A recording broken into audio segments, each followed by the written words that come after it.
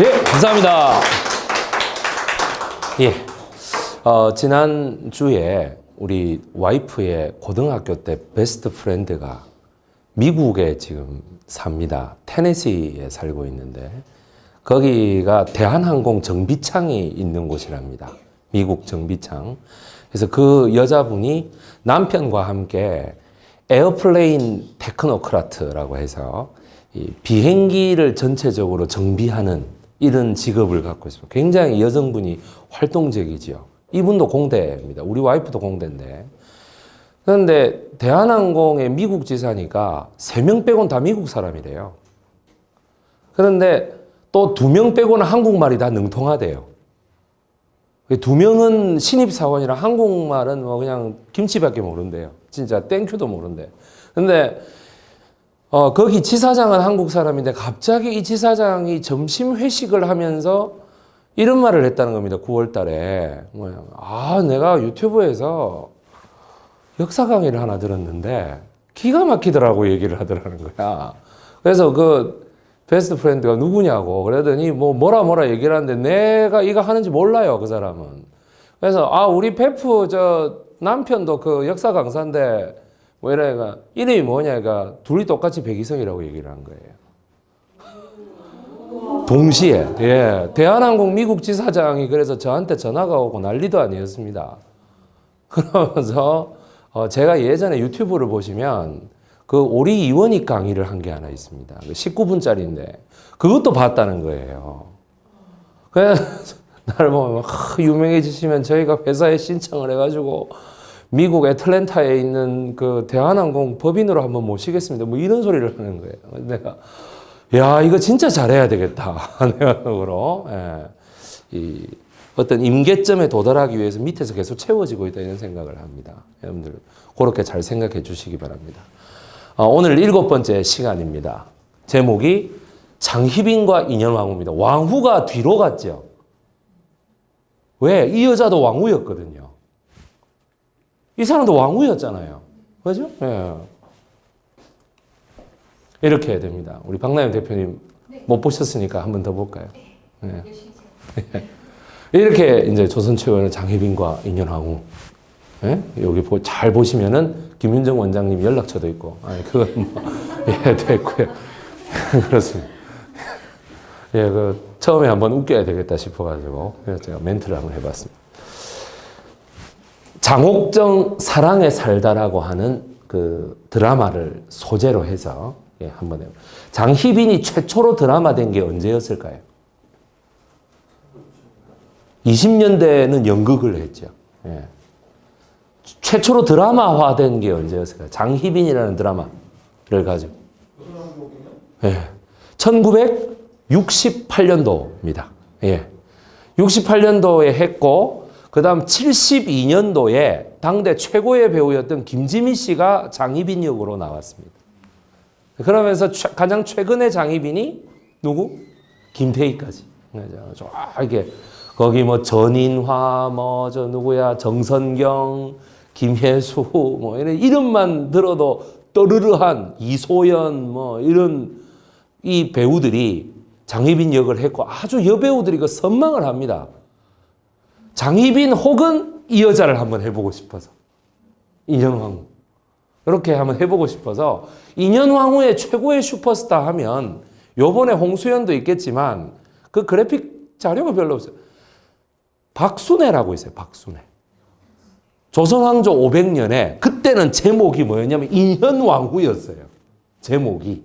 왜? 그때 당시 국무총리가 노신영 국무총리로서 노론의 후손이었거든. 그러니까 이 탕남 계열의 이 장희빈이 이 제목에 적히는 꼴을 못 보겠다. 인현왕후. 건전 드라마로 가자. 왜? 선과 악의 대결이에요. 선과 악의 대결. 우리 예전에 저 뒤에 계시는 한 기자분도 같이 참여하셨던 MT가 한 번 있었는데 그 다준다 연구소에서 MT를 갔는데 그 MT에서 편을 갈랐습니다. 정치적인 편은 딱 다음과 같습니다. 저 기자분이 딱 뭐라고 했냐면 우린 잘생긴 팀이다. 그러면 뭐 이제 반대쪽 팀은 뭐가 되는 거예요? 자동적으로 못생긴 팀이 되는 거예요. 이게 진영 논리예요. 나는 옳아요. 그죠? 상대방은 나쁜 놈인 거예요. 딱 보십시오. 나는 애국주의자고 상대방은 어떻게 돼? 빨갱이다. 이렇게 되는 이 진영 논리라는 것이죠. 그러니까 사람들은 의외로 그렇게 단순하게 생각하는 걸 참 좋아합니다.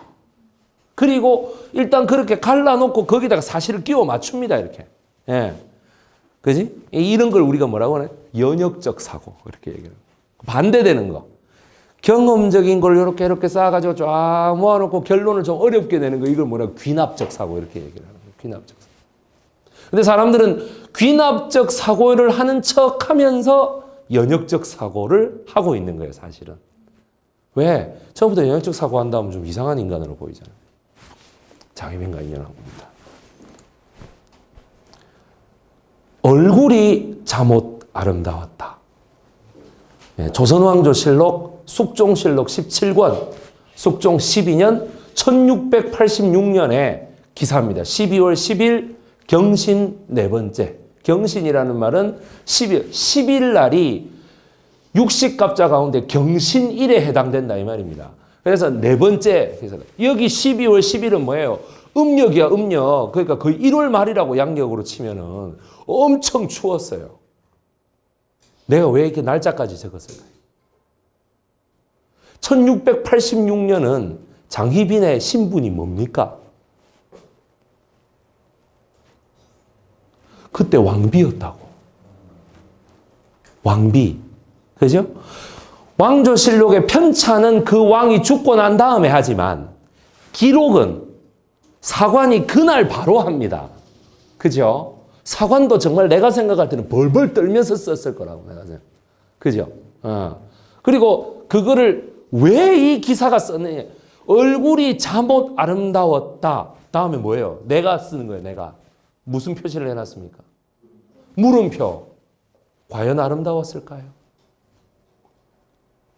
과연 아름다웠을까요? 많은 사람들이 장옥정 사랑에 살다의 가장 좋은 것은 김태희가 장희빈 역을 맡았다는 거였습니다. 보는 사람 눈도 즐겁고 왕조실록에도 500년 조선왕조실록 전체를 통틀어서 외모를 가지고 아름다웠다고 평가한 여자는 이 여자 하나밖에 없어요. 그 여자가 얼굴이 참 예뻤다. 오직 이 여자입니다. 그 남자가 얼굴이 정말 잘생기고 미남이었다라는 기록도 있어요. 그게 언제 조선 중종의 조광조에 관한 기록이 나옵니다. 참 키가 크고 잘생겼다. 그렇기 때문에 어떻게 돼? 그 대관들이 참 좋아했다. 정말 훈남의 등장이다 말이에요. 그러니까 이거 조광조의 직계 후손을 보면 인물이 대충 파악이 됩니다. 를 보면은 그렇지 않겠어요? 대충 저 정도 생기면은 그죠? 예, 경복궁이 그냥 외모 패권이 아니었겠느냐. 왕이 조광조를 왜 죽였는지도 이해가 되는 거죠. 중종이 그렇지 않겠습니까? 그죠? 예. 중종의 홍준표 같으면은 좀 얼굴이 잠옷 아름다웠다. 이렇게 되더라는 얘기죠. 예. 그러니 요 기사에 의거하여 김태희라는 사람이 캐스팅되는 거고, 자 예전 드라마도 생각해보세요. 왜 김지미, 정선경, 전인화 이런 이름들이 왜 예쁘대잖아. 그죠?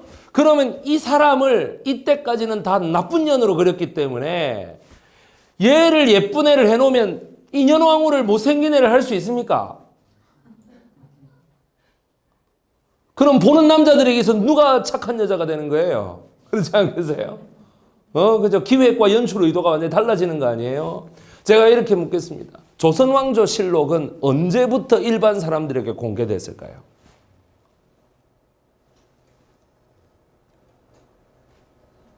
많은 사람들이 그래. 왕조실록에 장희빈이 예쁘다고 기록이 돼 있대. 그것까지는 잘 알아요.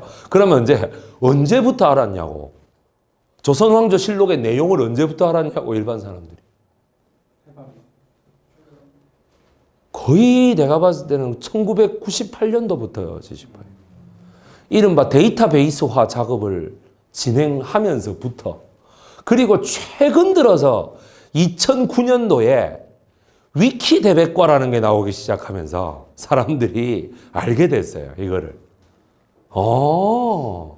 조선왕조실록에도 나온단다. 그러면 예전에 그 98년 이전의 드라마들은 어떻게 제작됐다는 거예요? 뭘 보고? 인현왕후전이라고 하는 소설을 보고 쓴 거예요. 숙종 다음 임금 경종이 지나고 영조 시대에 1730년에 정민현 환국을 겪고 난 뒤에 궁에 들어왔던 궁녀 하나가 누군지 몰라. 나 이런 것도 난 되게 웃기네. 순수 한글로서 인현왕후를 추억하는 이야기 이렇게 썼어요. 그게 쓴 근거가 뭐냐면은 나이가 든 상궁들의 회고담에 의거하여 쓴 거예요. 그 자기가 그 앞에다 적어놨어요. 예. 그 때문에 어떻게 돼? 여기서 딱 나오는 겁니다. 인현왕후는 아주 후덕하고 정말 온유하고 정말 현모양처의 표상이고 뭐 이렇게 나와. 그리고 장희빈은 천하의 나쁜 년이에요. 인현은. 아시겠습니까? 막 나쁜 년이고 뭐 진짜 이거 뭐 다시는 이런 여자가 나오면 안 되고 뭐 늑대고 막 여우고 막 뭐 나쁜 그거는 다 갖다 대. 교활할 때는 원숭이요 뭐 이런 말이 막 나와요 거기서. 예, 뭐 그 다음에 그 인현왕후가 한번 곤욕을 겪어 사가에 있었을 때는 뭐 모든 짐승이 다 나서갖고 인현왕후를 보호해 줬다는 둥. 뭐 이런 말들만 개들이 밤에 짖어서 귀신을 못 오게 하고 근데 왜 아프냐고 내 말이. 무슨 말인지 알겠어요? 근데 왜 아프냐고. 요 가운데 이 여자. 예. 최무수리. 예, 최무수리. 이것도 말이죠. 방송통신위원회 위원장이 최시중이라는 인간이었을 때 아시겠습니까? 그 최시중이 뭐 이게 선조라 그러대 얘가. 그래가지고 무슨 동의라고 이상한 진짜 그 모든 진짜 이 왜 우리가 그러잖아요. 뭐 모든 장면마다 다 역사 왜곡인 드라마가 하나 있어요. 동의라고. 그래서 거기에서 이제 그 그죠? 가 그러지 않겠습니까? 그 저기 뭐라 그러노 그 음악 카페 세시봉 그 영화도 때문에 망했죠. 정우는 연기 잘했는데 그죠? 이미지가 나빠가지고 이제 나오면 안 돼요, 걔는. 그렇습니다. 자, 예, 박나연 대표님 어떻게 뭐 마음에 안 드셔도 예, 좀 이렇게 막 어린애가 고생했겠구나 이렇게 생각하시고 좀 참고 봐주시기 바랍니다. 예, 그래. 3번의 난입니다. 제가 지난번 역사 콘서트에도 말씀드렸다시피 조선은 고립무원의 섬나라가 아닙니다. 뭘 하나 해도 자 어제의 탑뉴스가 뭡니까? 대한민국의 국정감사인가요? 아니에요. 일본 자민당이 압승했답니다. 아베 세력이 압승했다. 그래서 보수 여당과 보수적인 야당의 공명당인가 그거하고 합칠 경우에는 개헌도 가능하다. 그죠? 그게 왜 우리 한국 사람들이 왜 알아야 되는데요, 그거? 너무나 중요한 사실이죠. 아, 역시 아베가 참 저거 마누라의 사립학교 용도 변경을 놓고 지지율이 떨어졌음에도 득표력은 여전하구나. 자민당은 아베를 못 버리겠구나. 역사 왜곡은 계속되겠구나. 위안부 가지고 아주 이상한 난리를 또 치겠구나. 문재인 대통령은 또 어렵겠구나. 그렇죠? 예. 그리고 김정의가 아베 정권의 1등 공신입니다. 김정의가 그 난리만 안 쳐도 아베나 트럼프가 설 땅이 없어요. 그렇지 않겠어요?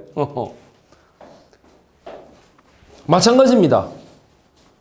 조선도 역시 명나라와 일본이라고 하는 외국, 그 바로 국경을 마주댄 외국이 있을 수밖에 없는. 특히 이때 숙종의 그 외국은 청나라입니다. 청나라. 그죠? 예, 제가 지난번 역사 콘서트에서 말씀드렸습니다. 만역제, 명나라 만역 황제의 세 가지 큰 정복 전쟁을 이해하지 못하면 절대로 임진왜란을 이해하지 못합니다. 왜 조승훈이가 처음에 5천 명을 끌고 왔는지, 왜 그렇게 선조가 피난을 가려고 했는지, 도대체 왜 첫 번째 조승훈과의 담판을 짓기 위하여 이원익이 거기를 가가지고 담판을 지으러 갔는지, 그 다음에 이여송이가 왜 2만 명밖에 안 끌고 왔고, 그리고 인간적으로 벽제관에서 한 번 졌다고 그렇게 계속 빨리 강화회담을 하자고, 어서 빨리 전쟁을 끝내자고 자꾸 했던 이 이야기를 이해를 못하는 거예요. 이해를. 그죠? 도대체 왜 이럴까? 명나라가 돌았나? 이런 생각밖에 안 한다면. 왜? 여러분들이 잘 아는 그 묘족의 반란, 즉 동방불패의 난이 일어났기 때문에 미쳐버리는 거야. 만역 황제는. 가장 잘 싸우는 애가 이여송인데, 이여송이가 저기 조선에 가 있다 이거예요. 그러니까 좀 돌아오라고. 야, 거기는 뭐 이순신도 있고 뭐 의병도 있고 그래가 한다며. 그럼 빨리 돌아와. 그죠?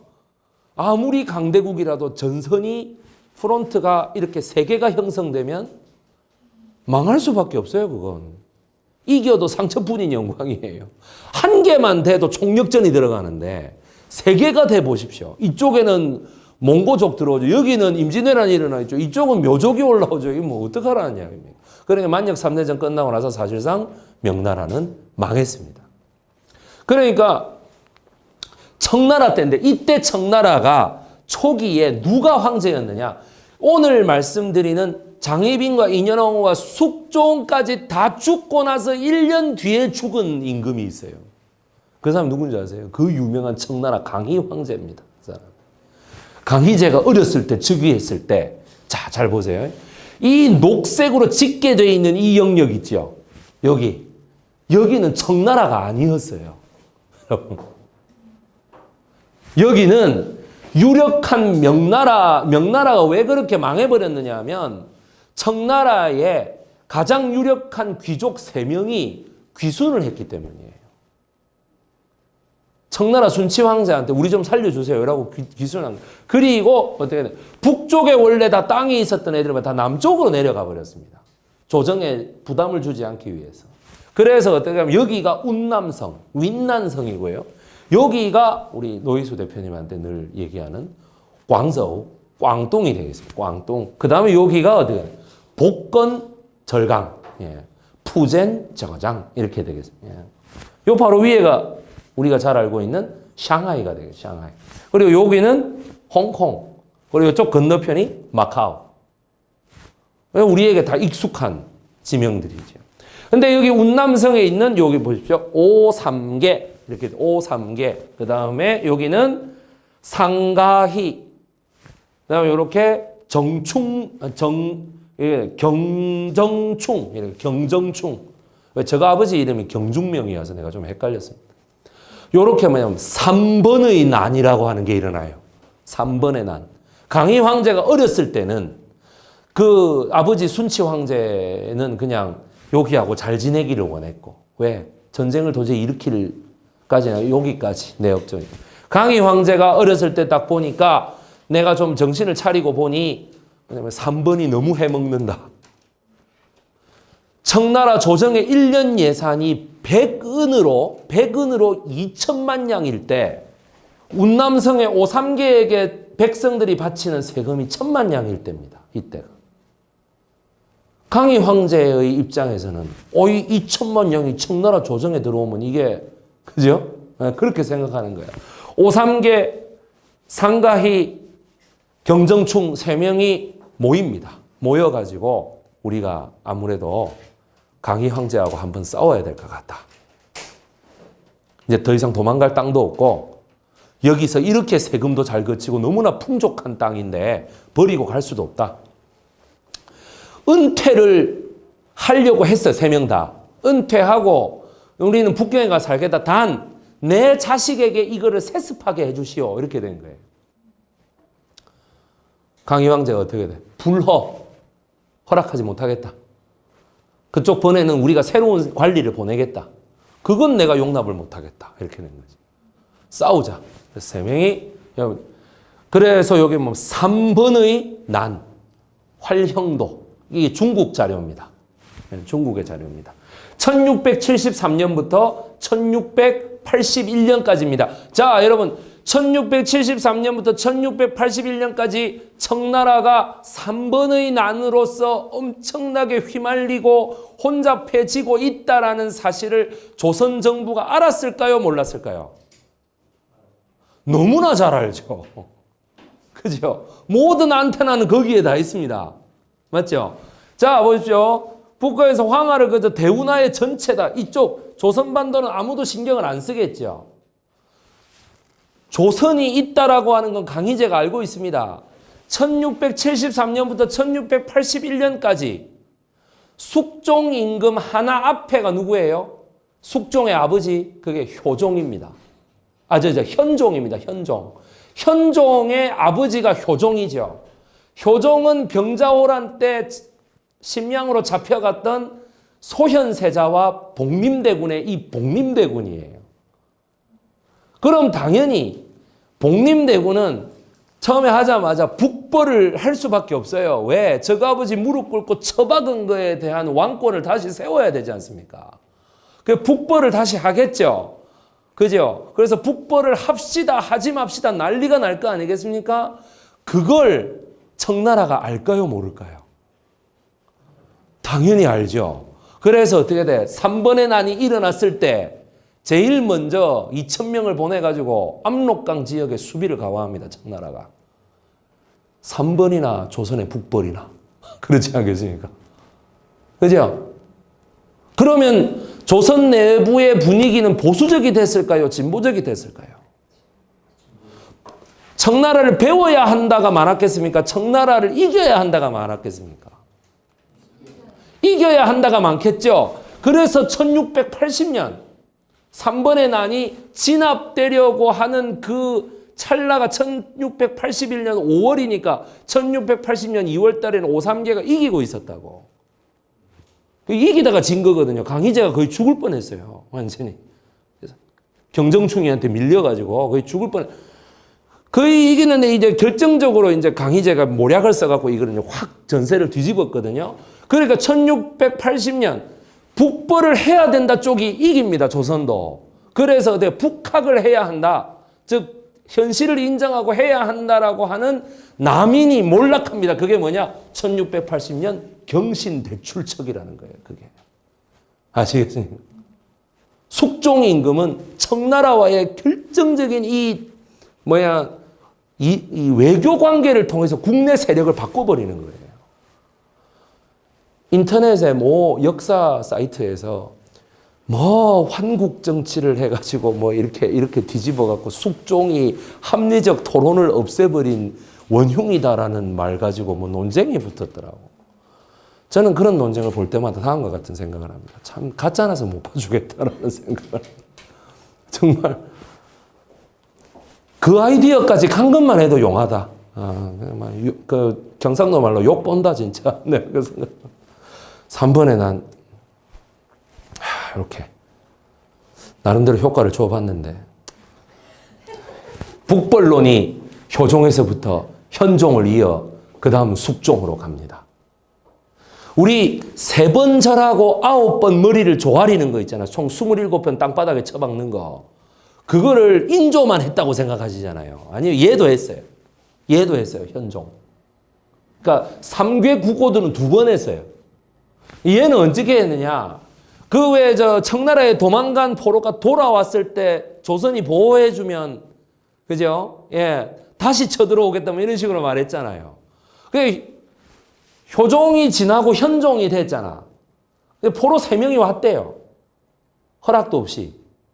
그래서 현종이 자국민 보호를 통해 이렇게 끌어안은 거예요. 좀 더 없냐? 얼마나 다시 돌아와라. 거의 한 200명 가까이 돌아왔나 봐, 그래갖고. 그러니까 이거를 한양과 평양에 있던 청나라 대표부가 있을 거 아니에요. 여러분, 그런 거 있다고 생각을 안 하시지. 주미 한국 대사관이 있다고는 생각하는데 왜 북경에 우리나라 대표부가 있을 거라는 생각을 왜 안 하세요? 청나라, 명나라 시절에. 그지? 예. 그런 것도 참 나는 역사학계의 문제라고 봐요. 그거 분명히 있거든. 그렇지 않겠어요? 연락소가 있잖아요. 그 연락소 수준이었을까요? 대사관이었을 거 아니야, 대사관. 그렇지 않겠어요? 그러니까 이 현종이 그 연락 대표부에서 뭐냐면 너 왜 포로를 그렇게 우리 마음대로 그러니까 비밀리에 데리고 올래 어떻게 들킨 거예요. 그죠? 예. 이거 우리 용서 못하겠다 이래가지고 3개 구고들을 또 시킵니다. 그러니까 요즘 같으면 그걸 동영상으로 중계했을 것 같아. 이 청나라 놈들 하는 짓거리를 보고 있으면. 그러니까 그 하는 거를 그림으로 이렇게 해가지고요. 사신이 가요.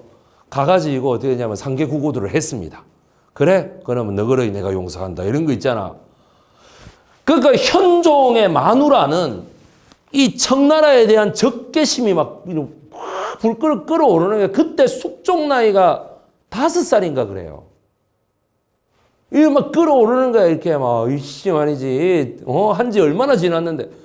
그래, 이때 이 포비아가 어디까지, 이 공포증이 어디까지 가느냐면 숙종 25년인가 베트남 황제가 그 수도가 호이안이었거든.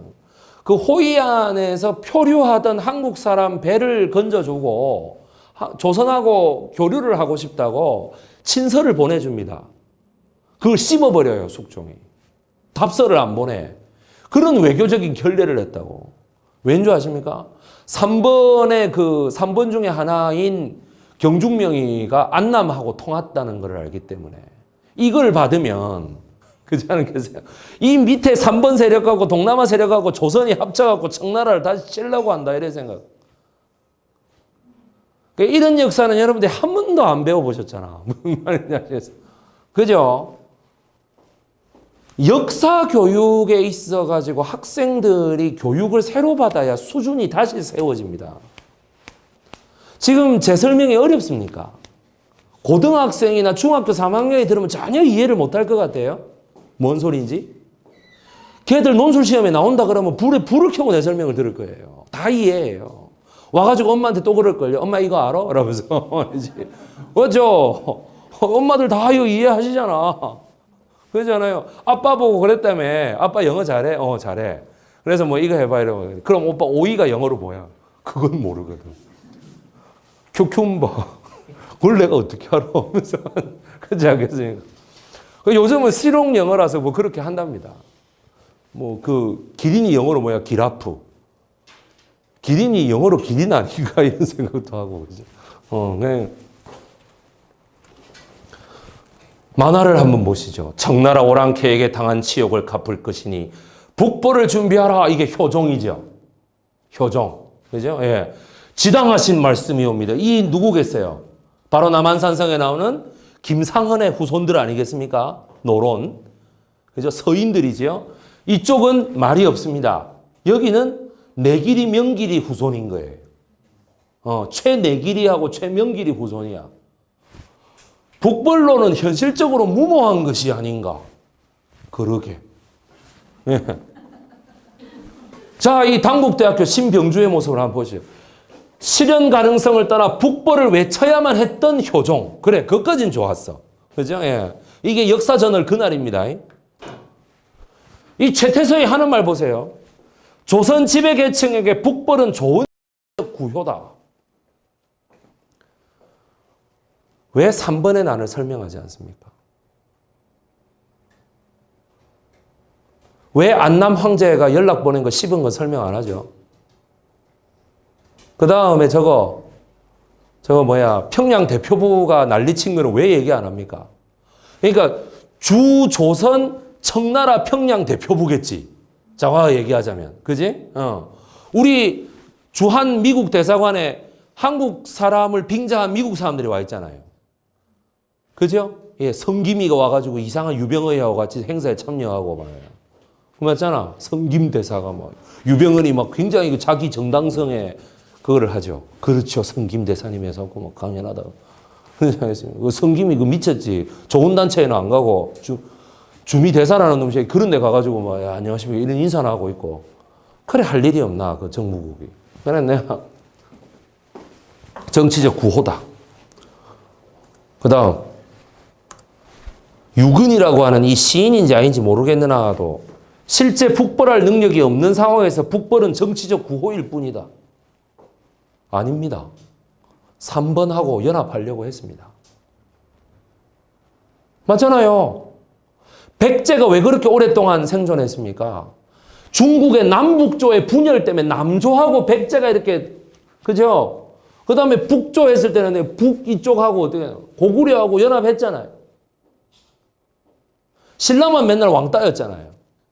그러니까 어떻게든 중국으로 가는 그 활로를 찾기 위해서 배신까지 때려가면서 한강 유역을 차지한 거 아닙니까? 진흥왕이. 그렇지 않겠습니까? 내 거부터 챙기지 못하면은, 나는 역사에 아무것도 아니다 말이에요. 계속 이렇게 왕따될 수밖에 없다. 이게 지금 북벌론을 설명하는 우리나라의 모든 정말 사람들의 이야기입니다. 왜 범위를 넓히지 못할까? 그렇지 않겠습니까? 예. 이제 이렇게 나옵니다. 장옥정. 사랑에 살다가 드라마 제목인데 과연 사랑에 살았을까? 라고 제가 한번 바꿔봤습니다. 이 여자가 장옥정이죠. 이렇게 미인이었을까? 네. 여기 뭐가 적혀 있습니까? 요거 뭡니까? 상평통보입니다. 상평통보. 상평통보. 승정원 일기. 1998년도에 대중화되기 시작했던 승정원 일기. 2011년도에 대중화됐던 조선왕조실록, 그 다음에 승정원 일기. 그 다음이 뭐예요? 거의 3년 전에 대중화됐던 거면 비변사 등록이라는 게 있어요. 이렇게 대중화되고 보니 역사 속의 인물들을 완전히 다른 모습이 나타나더라. 그래서 그 달라진 모습을 텔레비전 드라마가 반영을 할까요? 안 할까요? 안 하죠. 그럼 재미가 없어지니까요. 장옥정도 알고 봤더니 좋은 여자더라 하면 그 어떻게 되는 겁니까? 언니는 살아있다 해서 양다리가 사실은 좋은 여자였다. 드라마상의 왜곡이었을 뿐이었다. 숨어있는 장면을 돌려보면 김다솜이는 좋은 여자였다. 말이 안 되는 얘기거든. 그렇지 않겠습니까? 승정원 일기 영조 30년. 숙종에서 경종을 지나 영조 30년이라고 하는 정말 이 노론 일당 전제 정치가 진행되던 그 시절의 승정원 일기에 그 도승지가 기록하는 승정원 일기에 10월 28일자 음력이죠. 그러니까 실제로는 12월쯤 되겠죠. 이렇게 항상 보셔야 돼요, 여러분들이. 장채유라는 사람이 있었나 봐요. 장채유에 대해서 왕에게 보고서를 올리는 겁니다. 장채유에 대해서. 돌아가신 명나라 명역관, 정말 뛰어난 역관, 통역관 장현의 손자입니다. 이렇게 보고합니다. 장현이 누구 아버지입니까? 장옥정의 아버지입니다. 장옥정이 진짜 나쁜 년이었으면 영조한테 이런 보고서가 올라가요? 영조의 그 배다른 형이 누구예요? 경종 아니에요.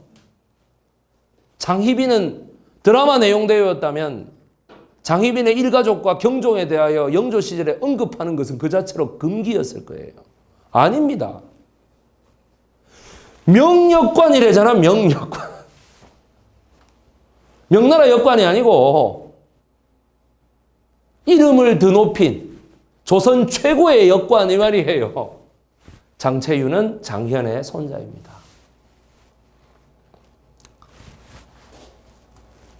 장옥정 가계도를 한번 보시겠습니다. 그 사람이 장현입니다. 장옥정을 낳죠. 네. 그리고 드라마에서 아마 성동일 씨가 했던 역할이 장형이라는 여기가 장현과 장형이 사촌 형제지간이죠. 둘 다 역관입니다. 중국 이 청나라와의 그런 통역을 많이 하러 사신단으로 떠났던.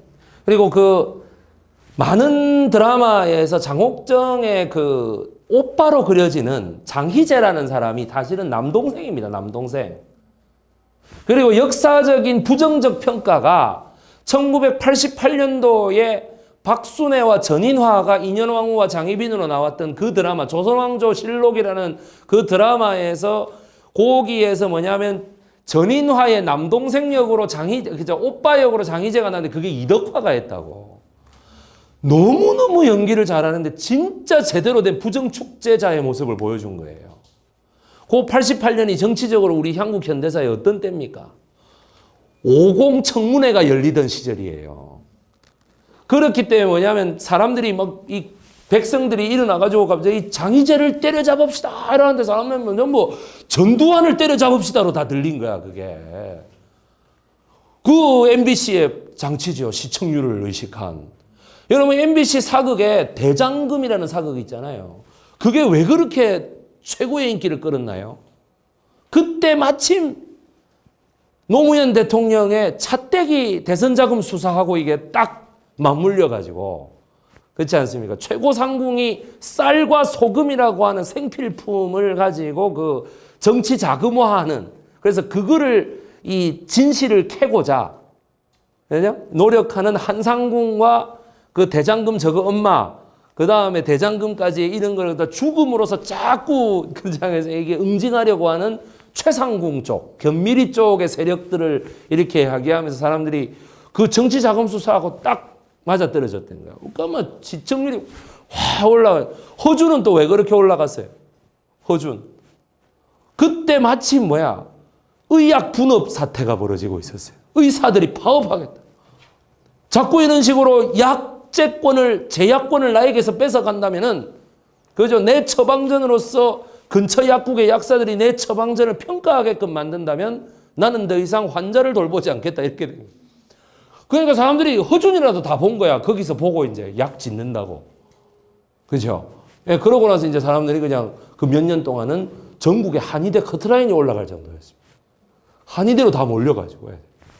그러니까 사극이 히트를 칠 때에는 결국 현대사의 어떤 사건하고 맞물려 들어가야 이 사극이 히트를 치는 거예요. 맞물려 들어가야만. 이 장희빈이라는 참 이 여자가 아이고 이 김태희를 보면 제가 그런 생각을 늘 합니다. 우리가 참 뜻이 변하지 않고 그런 사람 우리가 초지일관 그렇지 않겠습니까? 초지일관. 그 어떤 유혹이 들어와도 뜻이 흔들리지 않는다. 딱 하나의 뜻을 세우고 유혹에 흔들리지 않고 간다. 이 김태희도 뭐 그렇게 보면은 뜻이라고 보기는 그렇지만은 뭐 어떠한 상황이 와도 표정이 하나다.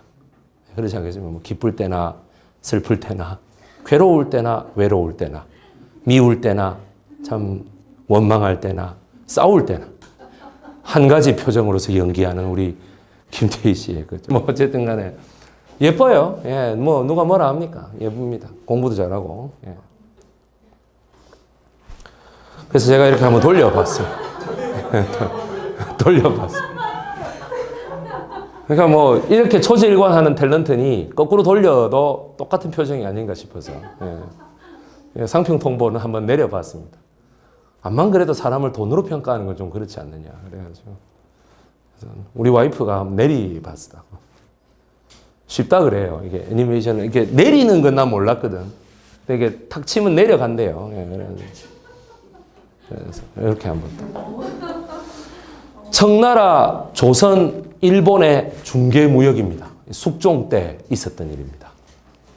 숙종이라는 임금은 제가 장희빈과 인현왕후 때문에 이 임금이 너무 평가절하가 돼.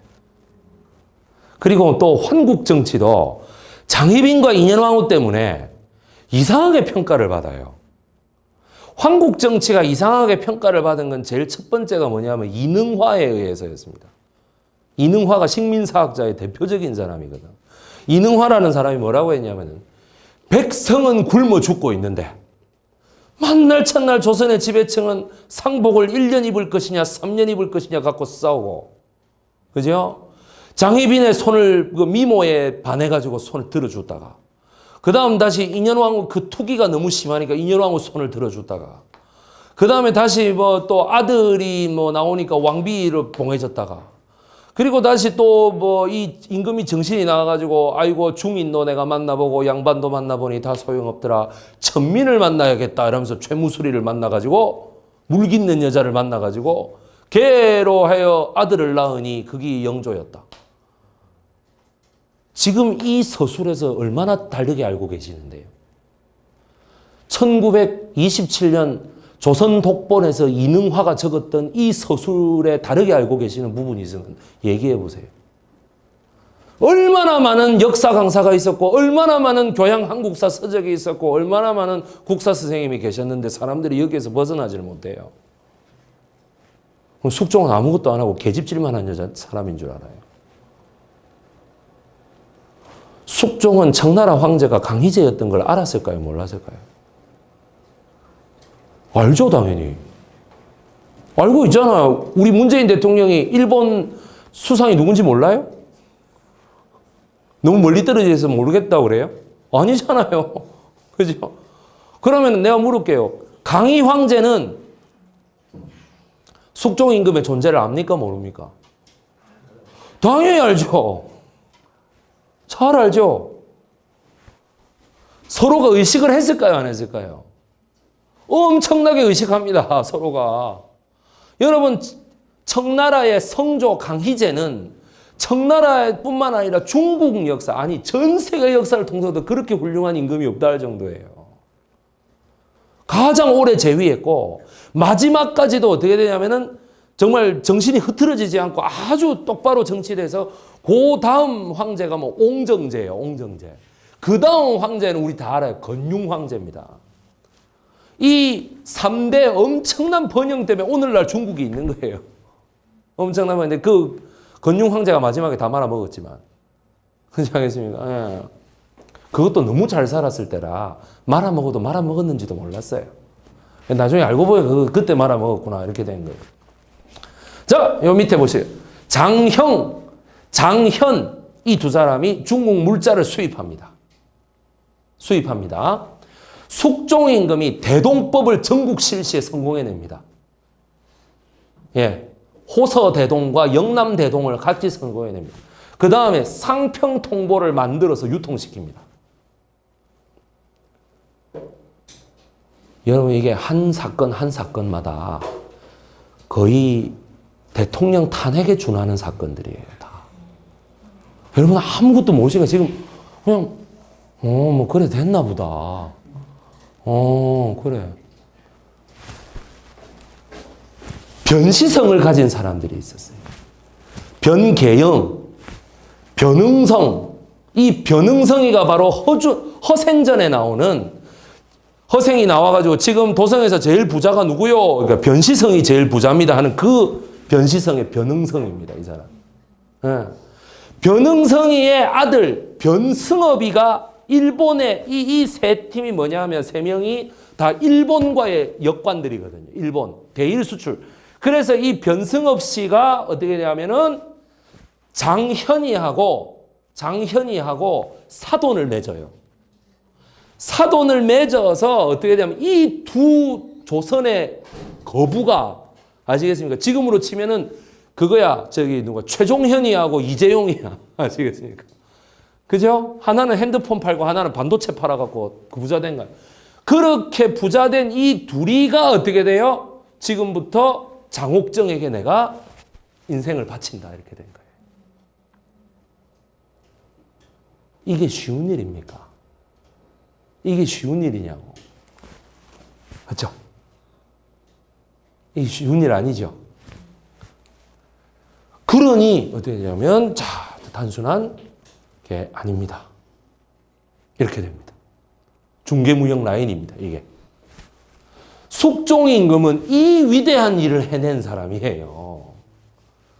문재인 대통령과 안철수 국민의당 대표의 정치적 목표가 뭡니까? 스마트 그리드 동북아 유니피케이션입니다. 그게. 스마트 그리드라고 하는 일본의 전력을 한반도를 통해서 중국과 러시아 전체로 해가지고 전력 수요를 똑같이 하자. 이것이 동북아 평화 공동체 구상이에요. 일본의 대동아 공영권하고는 다른 구상이라고. 청나라의 뭐 동북아 조공 질서 이런 거하고도 다른 거예요. 유럽은 2차 세계대전이 끝나고 난 뒤에 독일과 프랑스 국경지대에 있는 루르 공업지대의 석탄과 철광을 전 유럽이 동일하게 쓰자라고 하는 석탄 철광 협정에서부터 평화 공동체가 시작됐습니다. 그렇게 시작된 평화공동체가 경제, 나토 이래 가가지고 지금 EU가 돼 있는 거라고. 저것끼리 그렇게 원수같이 싸웠는데. 그렇지 않겠어요? 이걸 해냈다니까, 이걸. 숙종이. 왜? 숙종 임금은 적장자 임금이거든요. 정통성이 확보되어 있는 사람이었다고. 그러니까 어떻게 해요? 이런 일을 밀어붙일 수 있는 거예요. 내가 할게! 이런 거 있잖아. 그러니까 뭐냐면 선조도 양자죠. 그치? 그 다음에 효종도 어떻게 둘째 아들이죠. 인조도 쿠데타로 집권했죠. 맞죠?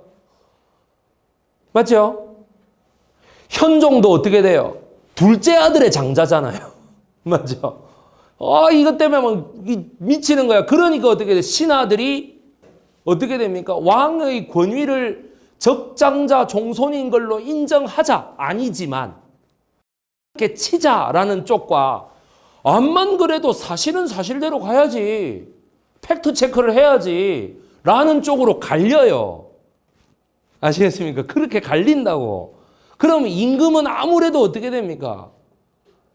자기를 적장자로 보는 쪽에다 마음이 갈 수밖에 없죠. 그거를 알고 했을 때 계속 그렇게 가려고 했을 때 어떻게 돼요? 반대쪽에서 쳐서 성공하면 반정이 되는 거고 성공을 못하면 그게 역적이 되는 거예요. 아시겠습니까? 숙종 다음 임금이 경종이잖아. 경종은 얼마나 시달렸겠어요. 저거 엄마가 장희빈인데. 아시겠습니까? 그 다음에 경종 다음 임금은 더 시달려. 저것만 무술이야, 무술이. 이거 어떡할 거냐고, 이거를. 과거를 다 지워요? 내가 생각할 때 경종하고 그 영조가 국정교과서를 하지 않은 건 의문입니다. 정통성을 세우기 위해서라면 했어야 되는데. 그렇지 않겠습니까? 경복궁은 저거집이잖아요. 그렇지 않겠어요? 조선의 당시 현대사는 저거집 가정사잖아요. 그렇지? 그걸 그냥 했을 것 같아.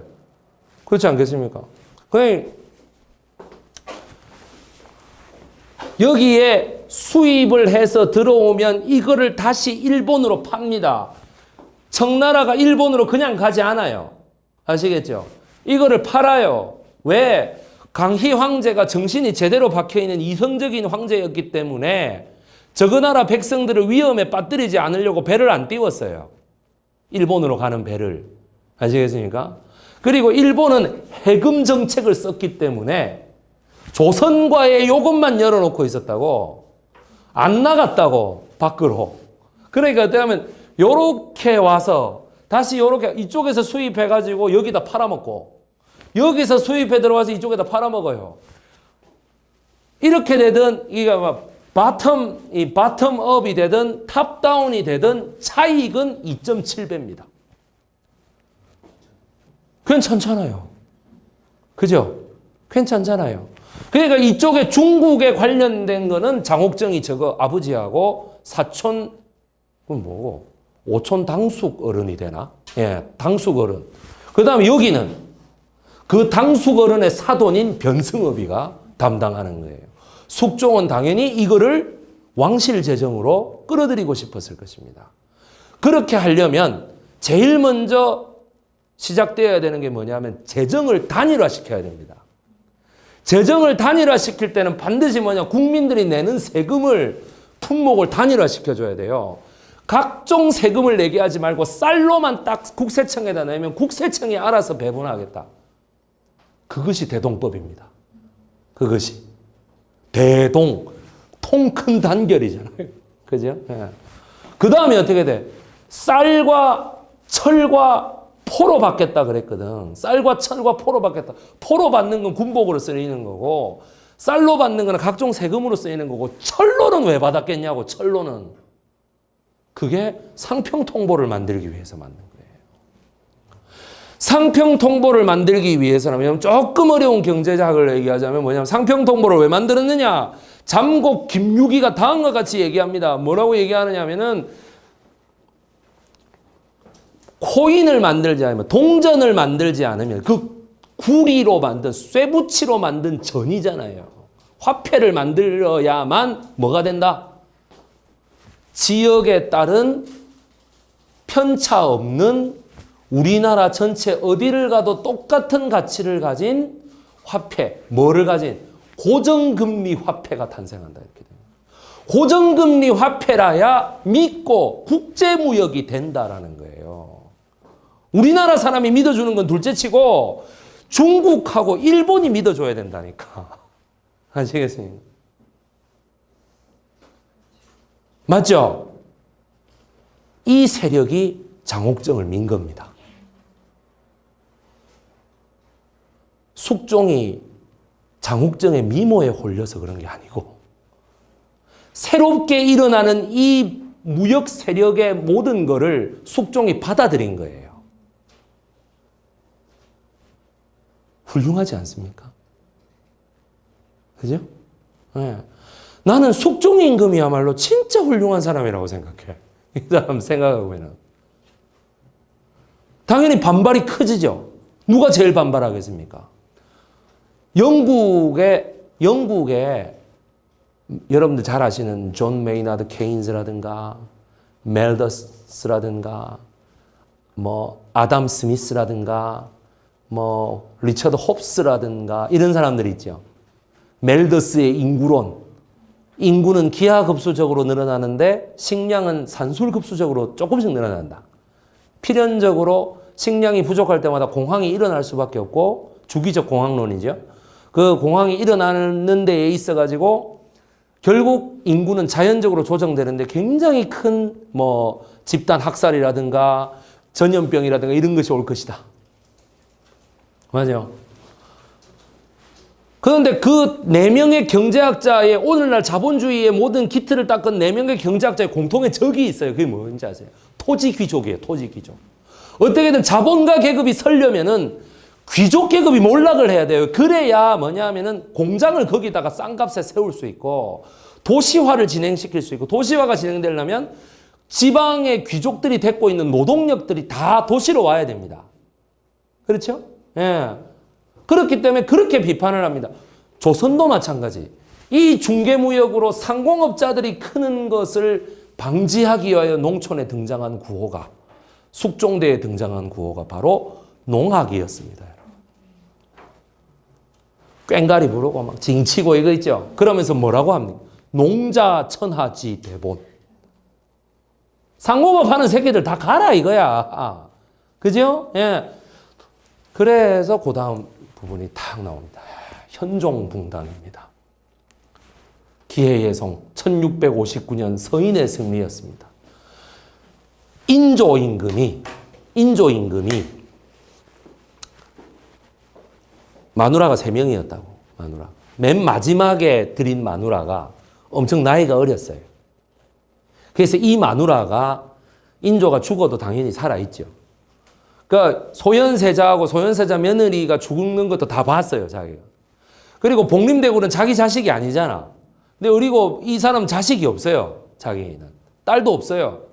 그러고 이제 있는데 어떻게 보면 복림대군하고 그 사람이 효종하고 효종비가 됐잖아요. 그러면 차례대로 이 어린 엄마보다 먼저 죽어요. 아들이 그 복림대군이 죽고 그 다음이 그 효종이 죽고 그 다음 효종비가 죽는 거거든.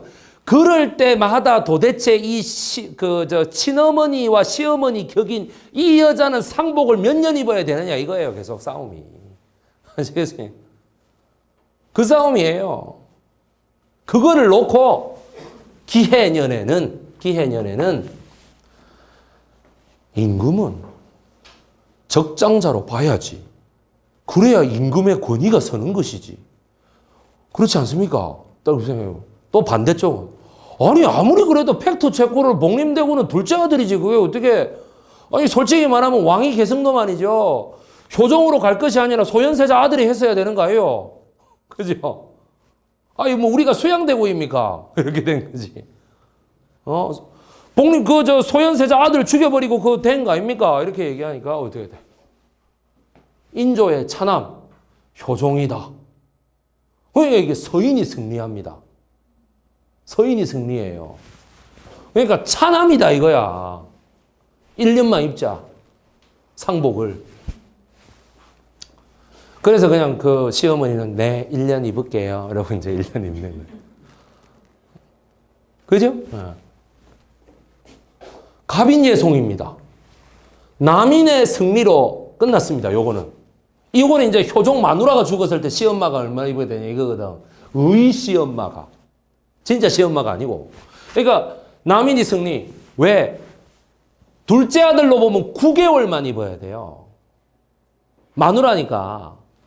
그러니까 둘째 며느리로 보는 거 아니에요. 그러니까 첫째 며느리로 보면 1년이에요. 그래서 1년이 승리하는 거예요, 이거는. 그러니까 둘 다 1년이에요. 그거 외우는 게 간단해요, 그거. 자, 보세요. 제가 전에도 이원익과 이순신 편에서 뭐라고 했습니까? 어떻게든 선조는 양자입니다. 명종의 후손이 아닙니다. 밖에서 데리고 들어온 자식이에요. 이거를 적장손으로 봐야 될 것이냐 양자로 봐야 될 것이냐 싸운 데서 양자로 봐야 된다가 누굽니까? 서인입니다.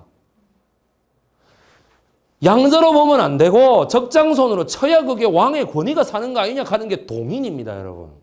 아시겠습니까? 동서는 그렇게 갈린 거지 청계천을 사이에 두고 동쪽에 있어서 그런 게 아니에요. 이런 개똥 같은 역사 이론이 어디 있냐고 아무리 그렇지만. 안 그렇습니까? 조선왕실이 무슨 고스톱 쳐서 왕실 됐습니까? 어떻게 이렇게 얘기를 합니까? 내가 저번에 그랬잖아요. 문성준 형님은 북쪽에 있으면 그럼 북인이냐고 집이. 한강 북쪽에 있는데. 박준석이는 저 강남에 살면 그럼 강남인이야? 한강 남쪽이어서? 그때는 생활 반경이 청계천 지금 한강이잖아. 그럼 이거 어떡할 거냐고. 나는 분당 살면 그럼 당인이에요? 내가 정말 참 어이가 없어서 내가. 이것도 최초로 왜곡한 것이 1927년 이능화의 조선사 독본. 한마디로 너그는 뭐야? 정말 씨잘데기 없는 거 갖고 당파 싸움이나 일 삼는 족속이다 이거예요. 그걸 조선놈이 그러고 앉았어, 조선놈. 일본 조선사 편수에 잘 보이려고. 왜죠? 뭐 있어요. 뭐 이야나기 문해요신가 뭐 이름도 이상하신 그 놈한테 잘 보이려고. 그냥 후쿠다 독구조인가 뭐 이름도 그래. 그게 뭐냐? 이와 기, 원리와 이게 물질은 하나가 아니다. 저 둘이다. 뭐겠습니까? 왕은 특수하다 하죠. 그죠? 그게 이론은 이황입니다. 그게. 아시겠습니까? 이런 어떤 그 유교의 원리를 들어가는 것 같아도 사실 알고 보면 뭐냐면 왕을 적장손으로 볼 거냐 아니냐의 싸움입니다. 그러니까 적장손일 경우에는 엄청 정책들을 세게 밀고 나갈 수 있는 거예요. 그죠? 예. 조선 후기에 그 어떤 임금도 숙종보다 정통성이 있었던 임금이 없어요. 영조부터는 전부 최무수리 쪽 아닌가요? 뭐 그래봐야 무술이지 이러면 할 말이 있습니까? 엄마가 천출아이가 저거 이러면 할 말이 있습니까? 경종도 마찬가지 아니에요. 아유, 그 어쨌든 엄마가 양반은 아니잖아. 할 말 없잖아요. 숙종은 적장손에다가 뭐 완벽해요. 정통성이 완벽하다고. 그러니까 어떻게 자기 사랑하는 여자를 데리고 왕비까지도 올려버릴 수 있는 사람이었고 죽여버릴 수도 있는 사람이었던 거예요. 환국으로서 신을 이거 바꿀 수도 있었던 상황이에요. 여러분 이 기해예송과 갑인예송에서 한 명이라도 죽은 사람이 있는 줄 아십니까? 영국은 튜더가가 할 거냐 스튜어트가가 할 거냐 하고 싸워가지고 장미 전쟁까지 했잖아요. 맞잖아요. 그죠? 그놈 새끼들이 열등한 민족이진 거지. 그지? 참, 이런 거죠. 아니, 대체 나는 그럼 어쩌라는 말인가? 정말 자식도 없제. 젊어서, 어려서 들어와가지고, 정말 그때, 소용조 씨가, 그렇게 최순실을 능가하는 그 소용조 씨가 국정농단을 하는 걸 다 지켜보고 있어야 했지. 그죠? 효종이 조금 뭐 잘해주긴 했는데, 효종비가 또 좀 구박을 많이 했습니다. 특히 구박의 끝판왕은 거의 저 늙은이 좀 죽어버리지 그러냐 할 정도로 숙종 저거 엄마가 그렇게 구박을 했어요. 이 여자는 왜 이렇게 오래 살아있느냐. 그죠? 예. 그래가지고 왕실의 정실 부인입니다마는 늙어서 계비로 들어와서 자식이 없을 경우에 어떻게 구박받고 사는지를 전형적으로 보여주는 사람이 이 사람입니다. 살아서는 자기가 죽은 것도 아닌데 의붓 자식하고 의붓 며느리가 죽은 걸 가지고 상복을 몇 년 입느냐를 갖고 이렇게 역사 교과서에 기록될 정도로 들고 싸웠지 않습니까? 그리고 일제 일본 총독부에 의해서는 후손들에게도 그거지만은 일본 총독부에 의해서는 가장 뒤떨어진 정치의 모습으로 묘사되기도 하고 사실을 알고 보면 가장 고등한 논쟁인데요. 그죠? 우리나라 대통령이 직선제로 뽑히느냐 체육관에서 이게 손들어서 호선제로 뽑히느냐가 왜 안 중요합니까? 지금 여러분들한테. 지금 집권 세력 486이 뭐 카리스마예요. 개뿔 아무것도 없어. 대학교 때 공부도 안 했는데 가들. 87년도에 수배당하고 고문당하고 죽을 고비 넘겼다 이거 아니겠습니까? 그래서 결국에는 승리를 쟁취했다. 대통령과 국회의원의 공정한 선거를 가져왔고 더 나아가서 전국 지방자치단체장 선거까지 갔다. 이거 아니겠어요? 맞죠?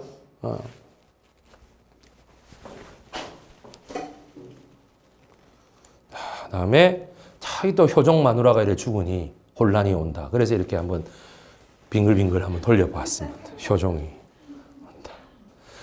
현종의 붕당입니다. 현종 붕당.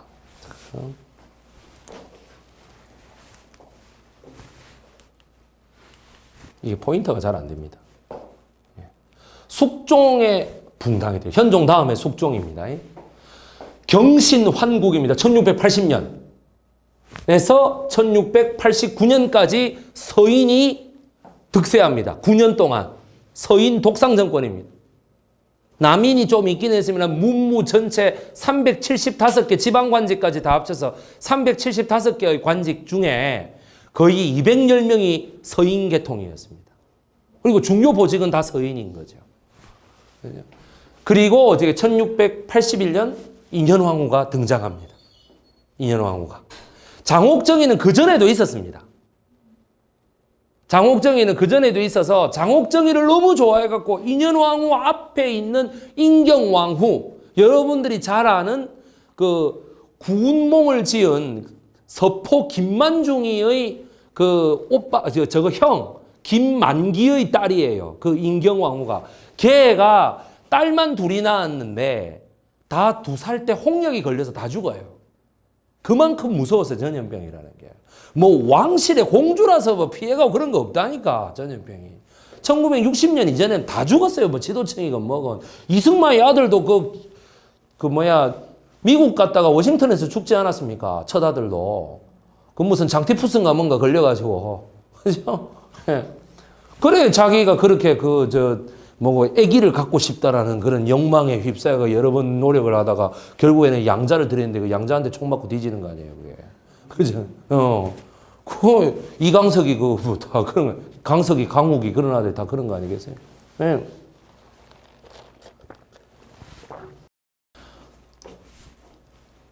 조대비는 그 예송의 원인이 됐던 조대비는 숙종을 어떻게든 현종 마누라가 숙종한테 2가지를 가리킵니다. 저 서인 놈의 새끼들, 지가 서인 딸이거든. 그런데 어때요? 저 서인 놈의 새끼들을 내가 어떻게든 내 원수를 갚아야 되는 거야. 너가 아버지로 하여금 저 청나라에 3개 구고들을 또 시킨 새끼들이 서인 새끼들이. 그 다음에 송시열이. 그죠? 송시열이. 그 다음 2번째가 뭐냐? 효종이 죽고 그 예송 논쟁이 엄청 벌어질 때 현종비가 숙종을 가졌어요. 이걸 갖고 또 난리를 친 거예요, 송시열이가. 지금 말이지 조정 대신들이 그렇게 지엄한 국사를 죽음이냐 삶이냐를 가지고 논하고 있는데, 왕과 왕비는 말이야 그 정사를 벌여가지고 수태나 하고 말이야. 지금 장난하는 거냐고. 그걸 갖고 왜 욕을 했는지 잘 모르겠는데. 아니 어찌됐든 저찌됐든 합법적인 부부가 뭐 그럴 수도 있는 거 아니에요. 그렇지 않으세요? 뭐 조심했어야 된다. 그게 예법인가 봐요. 난 그런 예법이 어디서 나왔는지 모르겠는데 그만큼 서인이 뭐야? 3개 국고도 이후에 아주 이 왕실을 우습게 보고 있는 거지. 소위 충청북도 저 화양동 서원 산안에 들어가 있는 산당이라고 하는 세력들은 왕실알기를 아주 그냥 사대부 중에 한 명이요. 이러고 알고 있는 거예요, 그죠? 그러니까 거기에 대한 내가 서인의 딸이긴 하지만 너무 이 화가 막 이래 솟구쳐 오르는 거예요. 그래서 이 사람은 개혁의 방향을 올바른 서인으로 잡아야 된다였어요. 서인을 다 이래인 게 아니고 올바른 서인으로 잡아야 돼. 새로운 서인. 그래서 송시열을 죽일 때도 아무 말 안 해요. 아이고 속이 다 후련하다 이래 됐겠지. 그지? 보십시오. 그런데 반대로 장옥정이는 되게 눈에 거슬렸는 거라 이 사람한테. 그 숙종 저거 엄마한테. 근데 숙종의 의붓 할머니잖아. 그죠? 이게 서열로 보면 할머니인데 이 할머니는 늙어서 얼마나 이 숙종이 그죠? 내 아들이었으면 하는 게 있는 거야. 내가 저런 아들을 좀 그죠? 모성 본능이라는 게 있나 봐. 여자분들에게는. 제가 이렇게 묻겠습니다.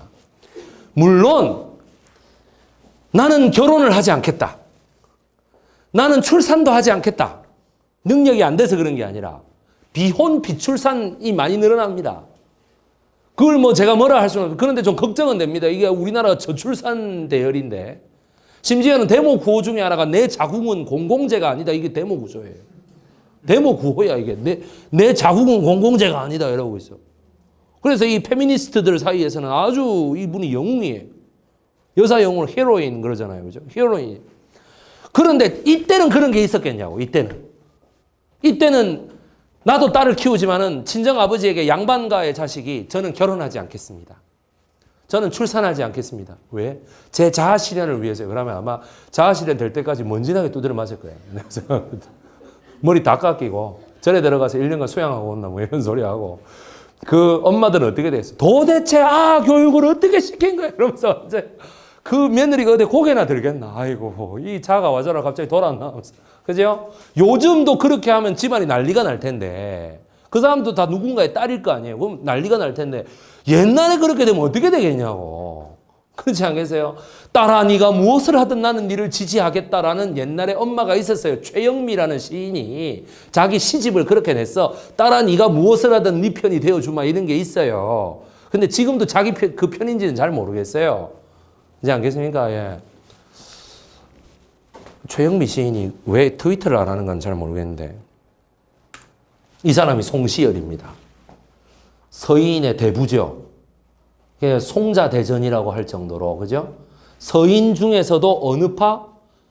남인에 대하여 전부 죽여야 된다는 강경론파인 노론파입니다. 노론파. 그래서 자 다음 남인이 있으면 이 사람이 미수허목입니다. 이원익의 손녀사위. 이원익이 이 사람을 보고 반드시 나라를 이끌 큰 제목이 될 것이다. 그렇게 해서 사위감으로 맞아들이고 완전히 상거지 같은 애를 그래 맞아 들여가고 그때는 집안의 반대가 대단했어요. 이원익 마누라가 내 평생 소리 못 내고 살았으나 이것만은 내가 반대해야겠다 하고 막 반대하고 이랬어. 그래 이 보세요. 이 두 초상화가 똑같이 화공이 그린 건데 이거는 국보예요. 이 힘의 차이를 딱 나타내. 여기는 보물이에요. 이게 말이 돼요? 그죠? 이러니까 이덕일 같은 사람들이 노론 음모론을 주장하는 거예요. 제가 사는 분당 바로 밑에 용인에 가면은 대한민국 5대 영의정 중에 하나인 최재공 선생, 이 번암 최재공 선생의 묘가 있습니다. 찾아가 봤습니다. 용인시청에 제가 강의도 했습니다. 제가 정말 솔직한 얘기를 말씀드리면 우리 증조 할아버지 묘가 더 훌륭하겠습니다. 제가 보니까. 그것도 지금 그 영의정 묘라고 해놓은 거예요. 무슨 간신배 묘도 아니고. 왜 그분이 청남 계열이거든. 청남 계열. 남인인데 남인 중에서도 아주 소수 계열이라고요. 그러니까 전혀 후손이 없는 거야. 기념사업이고 뭐고. 그 담당 주무관은 말이지. 체제공은 도대체 누가 갖고 놀던 공입니까? 이라고 앉아있고. 아시겠습니까? 이게 말이 되냐고, 이게 사람 이름이에요? 이러고 있고 말이지. 경신왕국, 남인을 축출합니다. 토지 생산 증강에 초점을 둡니다. 9년 동안. 결국 농자가 천하지대 보이지 뭐 국제무역 그거 해가 뭐합니까? 김상의 후손이잖아 전부 다. 청나라하고는 싸워야지. 그렇지 않겠어요? 일본도 우리의 임진왜란 때 이 원수하고 이거 우리가 무역한다 이 말이 돼 이거. 그죠? 토지 생산력 증강하겠다. 그런데 1689년에 드디어 어떻게 돼? 왕비로 이렇게 딱 올라가는 그 순간 남인이 승리합니다. 누가? 장현과 변승업이가 승리를 거두는 거예요. 이게. 그러면서 서인이 축출됩니다. 장희빈 왕비로 승격 국제 중개 무역 세력이 등장한다. 5년 동안입니다. 왕실 재정이 어마어마하게 늘어나고 대동법도 늘어나고 이때부터 사실상 영정조 시대에 그런 르네상스가 시작된 거예요. 예, 시작되고 민중예술이 엄청 발달합니다. 왜? 장사치들이 발달하니까. 장사치들이 5일마다 장터에서 이게 뭐 모아놓고 사는 그냥 뭐 밥만 먹고 헤어질 거예요. 씨름이라도 해야 되고 뭐 택견이라도 좀 해야 되고 판소리도 좀 해야 되고 그러지 않겠습니까? 이때부터 이제 마당놀이라고 하는 게 등장해요. 봉산탈춤 뭐 이런 거 있잖아요. 그래서 광해왕이 된 남자에서 이병헌이가 그 탈춤 뭐 이런 가극하고 나오죠. 그거는 완벽하게 역사의 왜곡입니다. 그때 무슨 탈춤이 있습니까? 그러지 않겠습니까? 수영야유, 부산에 수영이라는 동네가 있어요. 우리 친척 아저씨가 그 기능 보유자예요. 수영대야유라는 게 있어요. 야유, 들판에서 논다 이 말이야. 야유. 우가 아니고 야유. 내가 그분 공연할 때 여러 번 갔었어요. 그러면 그분이 막 내 불러갖고 이 역사 전공자라고 막 이렇게 얘기하고 그랬었어요.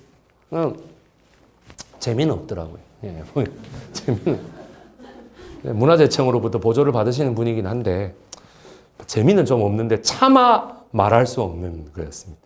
정말 아저씨 재밌습니다. 제가 오늘 새로운 걸 깨달았습니다. 재미는 좀 없더라고요. 예. 그분이 그래도 참 어렵게 하시는데 무슨 내용인지 잘 모르고 노론의 대반격이 이제 시작됩니다. 제가 가장 사랑하는 당파는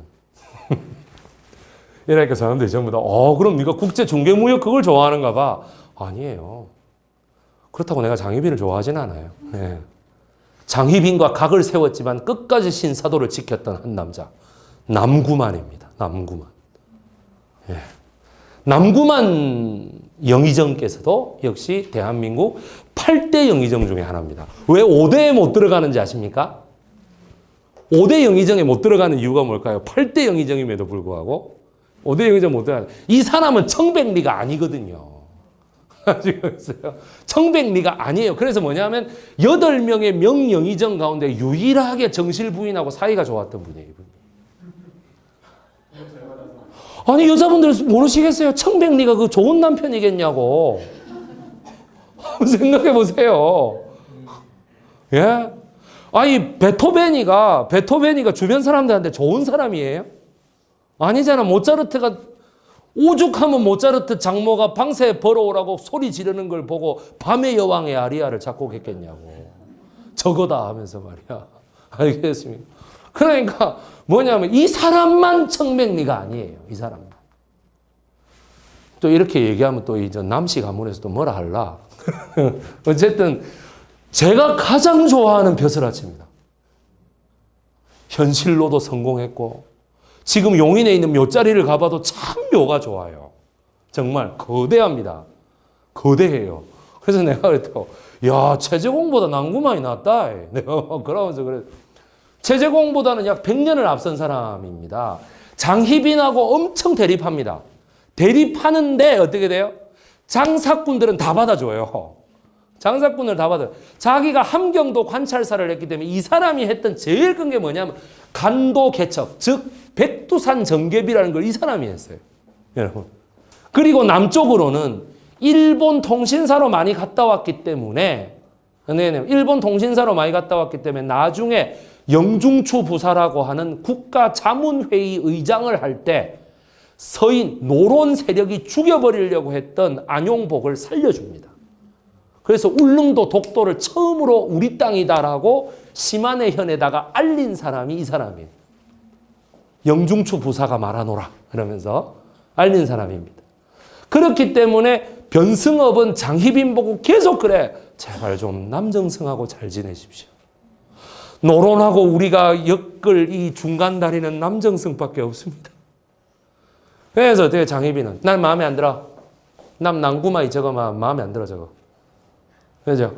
아니 그러지 마시고 좀 그 세자를 생각해서라도 그죠? 아직 난구만 정승이 그 젊어요. 그러니까 이 좀 오래 살면은 경종 이 뭐 경종이 될지 모르겠으나 이 세자도 왕이 되셔야 될 거 아닙니까? 그러면은 그 좀 이렇게 그 붙여주면 난 딴 사람 붙일 거예요. 근데 내가 무슨 장희빈을 좋아해요? 난 난구만이 좋은데. 그렇잖아요? 그런데 그런 장희빈을 어때? 폐비하면 안 됩니다라고 주장한 거예요. 숙종한테. 당신이 지금 마누라를 3번째 바꿨다. 무슨 말인지 알겠습니까? 또 바꾸면 당신이 인간이냐? 그게 난구만입니다. 숙종한테. 그래서 숙종이면 이놈 새끼 막 알겠죠? 내가 죽여버린다. 그 앞에서도 죽일 테면 죽여보라고. 세상에 마누라를 3번 바꾸는 게 어디 있냐고. 결혼이 장난입니까? 이렇게 되는 거죠. 자기가 자기 마누라하고 사이가 좋잖아요. 그리고 그 마누라는 또 장희빈하고 친했어. 이게 또 희한하죠, 이게. 그죠? 난구만이 썼던 유명한 시조가 있죠. 동창이 밝았느냐. 노고지리가 우지진다. 밤매는 나이는 아직도 안이 일어났는가. 그죠? 예. 제 너머 살의 긴 밭을 언제 가려 하는가. 그죠? 그죠? 그 원문에는 아직 안이 일어났는가가 상기안이 일었느냐. 이렇게 나오죠. 예, 그 국어 교과서에 그거 못 외우는 사람은 대학 못 갑니다. 예, 그렇습니다. 예, 그런 상기한 일은 우리 그 남구만 최재공 둘 다 용인의 무친. 그러니까 생거 진천이요. 태어나서는 진천에서 태어나고 죽을 때는 용인에서 죽는다라고 하는 걸 완전히 실천한 사람이 이 사람. 자주 국방을 외치면서 그 막강한 그걸 가지고 성곽을 다 보수합니다. 지금 여러분들이 보고 있는 금정산성, 동래산성, 남한산성 그런 거 있죠. 지금 보수, 북한산성, 경복궁 이런 것들 성곽, 그 다음에 의주의 백마산성이라든지 지금 북한 쪽에 있는 산성이라든가 포곡식 산성 이런 무슨 산성 이런 거 있잖아요. 용인의 죽주산성 안성에 이런 다 누가 보수한 건지 아십니까? 숙종이 보수한 거예요. 남구만의 건의를 받아들여서. 아시겠습니까? 왕권을 강화하는 데는 이거 이상 없습니다. 우리가 24절기를 가지고 보름마다 한 번씩 모여서 제사를 지내는 민족입니다. 그러니 보름마다 모이면은 남 뒷담 하나 까고 술이나 먹고 헤어질 게 아니고 모일 때마다 노동을 시키자 이렇게 된 거예요. 성곽을 보수시키고. 요즘 여러분들 남한산성이 그게 돼요? 보수가 돼요? 관리하자. 유네스코 세계유산으로 등록해가지고 관리하자. 화자가 있다. 숙종 같으면 바로 할 거예요. 안 해요. 왜? 국회의 동의를 거쳐야 되지 않습니까? 맞죠? 잘 안 돼요, 그게. 나는 숙종 때 이렇게 보고 있으면 있잖아. 정말 이 사람이 무명정치가고 아주 정치 이론에 밝고, 그죠? 예. 그 다음에 두 번째가 정무감각이 굉장히 뛰어나고, 그 다음에 신하들을 요렇게 써봤다가 저렇게 써봤다가 하면서 이 기회를 주는 모습도 굉장히 뛰어나고요. 남성으로서도 이런 말 하면 또 여성 평등권자들이 또 뭐라 할라. 아주 보세요. 인물이 잠옷 아름다운 장희빈과 그렇죠. 인현왕후를 이렇게 데리고 무수리까지 이렇게 하면서 상당히 여복도 많았던 사람. 그렇지 않겠습니까? 굉장히 쾌남화적인 사람이에요, 이 사람이. 그 밑에 있던 명신들이 송시열이, 남구만이니 이런 사람들이 있어가지고 정치를 하죠. 자기가 손 놓은 것도 아니야. 다 그죠? 예. 경술황국입니다. 그렇게 하다 보니 제가 이렇게 하겠습니다. 1680년 경신환국의 교과서에는 3번의 난을 설명하지 않고 뭘 설명하는지 아십니까? 1680년에 영의정 허견이가, 이름도 웃겨. 허제도 아니고 허견이가 저거 아버지 허자미의 무슨 생신잔치인가 뭔가를 지내는데 그날 비가 왔대. 비가 쏟아지니 하인들이 뛰어가서 경복궁에서 유악이라고 하는 걸 빌려왔대요. 천막 위에 기름칠을 이렇게 해가지고 이게 비가 다 이렇게 맞게끔 하는 거였대. 그래서 영의정이 빌려달라 했으니 빌려주세요 했는데 그날 비가 오네. 오늘 영의정 허견이가 뭐 잔치한다 했는데 유악을 빌려줘야겠네라고 20살의 숙종이 빌려주라고 했더니 이미 빌려갔습니다라고 말을 했다는 거야. 그러면서 뭐냐면은 사계 김장생이가 말하기를 저 남인들이 권력을 독단하고 국정을 농단하고 있습니다. 이러면서 그거를 6글자로 뭐냐 유악 남용 사건 이렇게 얘기합니다. 작년도 서울시 7급 공무원 시험의 국사 문제였습니다. 유악 남용 사건에 대해 다음 중 설명이 틀린 것은 그래가지고 여기 경술 환국 숙빈 최 씨가 등장했다니까 그 정답률이 40%밖에 안 됐어요. 그죠? 개똥 같은 학설에 개똥 같은 문제에 정말 수준 떨어지는 수험생들이었다. 저는 그렇게 생각합니다. 조선 왕조를 무슨 임금이 기분 조금 나쁘면 갈아치워버리는 이런 걸로 인식시키지 않습니까? 한 번만 실수해라 내가 다 때려 죽여버릴까 뭐 이런 생각 안 드세요? 이 문제를 생각하면.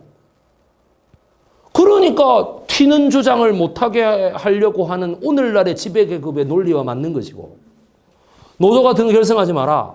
그죠? 예. 뭐 수업 시간에 핸드폰 울리지 마라. 그렇지 않겠습니까? 예. 그렇죠? 뭐 이런 어떤 이건 마지막은 농담이고요. 예, 그 뭐 이런 어떤 이러다 내 거 울리면 이제 대박입니다. 그래서 이제 그래 자기가 전화 막 하는 거. 에이씨, 한번 당해봐라. 이씨. 그죠? 사계 김장생의 그 논리 아니겠습니까? 그러면서 이제 그 노론 쪽, 서인 쪽 애들은 보수파 쪽 애들은 호도 되게 어려워. 신독재, 김집, 새로운 독재 정권이가 무슨 김집의 호가 또 신독재야. 신독재. 그래가지고 참 구독재도 아니고. 인현왕후가 복귀함. 그렇게 해서 서인이 올라올 때는 다 그런 보수적인 논리로 올라온다는 거죠. 이렇게 해서 5년간 하다 보니 어떻게 돼? 더 이상 내가 진실은 이렇습니다. 장현이하고 그 누구야 변승업이가 말하기를 더 이상은 내가 정치 자금을 될 니즈가 없어요 하는 순간 바꾸는 거예요. 아시겠어요? 바꿔버리는 거예요. 그래서 이거를 우리가 그 드라마에서는 장희빈이 뭐 왕비 노릇을 잘못해가지고 왕비 노릇을 잘못할 게 뭐가 있어요? 그것도 자기 아들을 낳은 왕비가. 인현왕후는 가장 중요한 의무를 못했어요. 수태를 못했잖아요. 이 여자는. 그렇지 않겠어요? 이 여자야말로 뒷 배경이 없이는 아무것도 못하는 여자예요. 진짜. 그렇지 않겠습니까? 또 숙빈 최 씨가 등장했거든. 노론이 그냥 있을 수 없지. 그래서 유아인이가 그거 하나는 딱 맞는 말 하대. 드라마에서.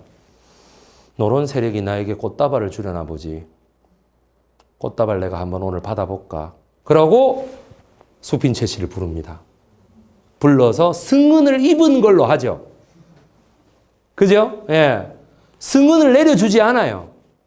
같이 잔 걸로 하자. 니도 그렇게 행세해라. 내가 수건 내려줄게. 그죠? 예. 인현왕후가 돌아올 때까지 니하고 내하고 안 잔다. 아시겠습니까? 그건 맞는 것 같아요. 내가 봤을 때. 내가 임금이라도 그럴 것 같아. 그렇지 않겠습니까? 예. 그러니까 숙종의 가계도입니다. 아까 장옥정 가계도 보셨죠? 요거는 왜 그렇게 작게 적을게? 왜 작게 적을게? 예? 뭐? 아니 너무 많아서가 아니고요. 별로 중요하지 않아서 그랬어요. 예. 네, 여기 보면 현종과 명성황후 그다음에 숙종이죠. 그다음에 이 현종과 명성황후의 반계 자식이 하나 더 있으니 장옥정 사랑의 살다에 나왔던 이상여비가 했던 동평군이라는 사람이 또 있습니다. 아주 외교의 천재였습니다. 그 사람이. 그러니 장인이 누구하고 친했겠어요? 변승업이하고 친했겠죠. 그래서 변승업이하고 친하다 보니까 얼마나 서인들로부터 모략을 많이 당했겠습니까? 그래서 42살에 사약받고 죽어요. 예.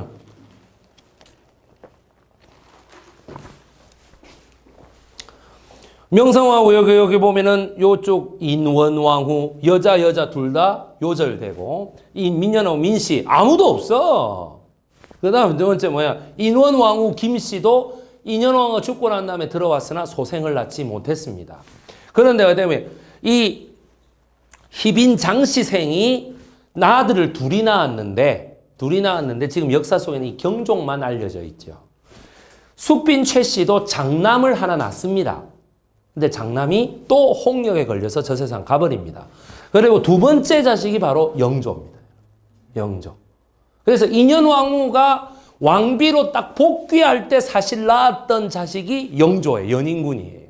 그래서 인현왕후에게 바쳤어요. 최무수리가. 소생이 없잖아요. 그러니까 어떻게 돼? 그쪽 아들로 내가 여기겠다. 내 자식으로 여기지 않겠다 이랬어요. 그래서 처음부터 왕비 자식으로 컸어요. 얘가. 네. 그 다음에 세 번째 딸을 낳았으나 죽었는지 살았는지 기록이 없습니다. 죽었겠죠. 살았으면 기록을 안 해요. 그러니까 죽었다는 기록을 아마 부끄러워서 안 했을 것 같은 느낌도 좀 있대요. 숙종이 진정 사랑했던 아들은 경종도 아니고 영조도 아니었습니다. 여기 뒤늦게 들인 후궁 영빈 박씨의 아들 연명군이었어요. 연명군. 이 연명군이야말로 정말 이 경종하고 연인군이 연명군 때문에 너무 근심에 빠질 정도로 저거 아버지가 이 막내 아들 너무 사랑하니까 막내 아들이 15살이 될 때까지 살아 있었습니다.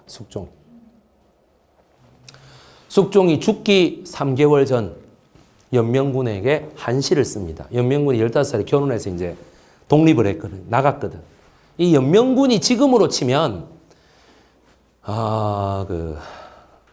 여기서 이 이름을 얘기해도 되는가 모르겠는데 연명군 성격이 딱 뭐냐면 좋아하는 취향도 그렇고 원래 설립자인 라고 있습니다. 예, 하고 똑같습니다.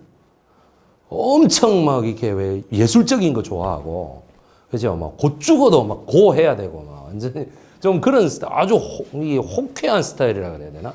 그래가지고 뭐 어떻게 되냐면 이 국가 재정을 하나 하는데 어떻게든 저떻게 몰라 막 몇백억 써 뭐 이런 그 스타일 있죠. 좀 그런 스타일이었던 거야 이 사람이.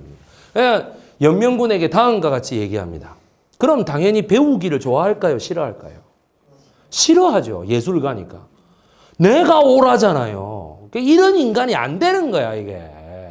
그러니까 뭐냐 하면은 연명군에게 시를 하나 써서 내려줘요. 이 숙종이 뭐라 하냐.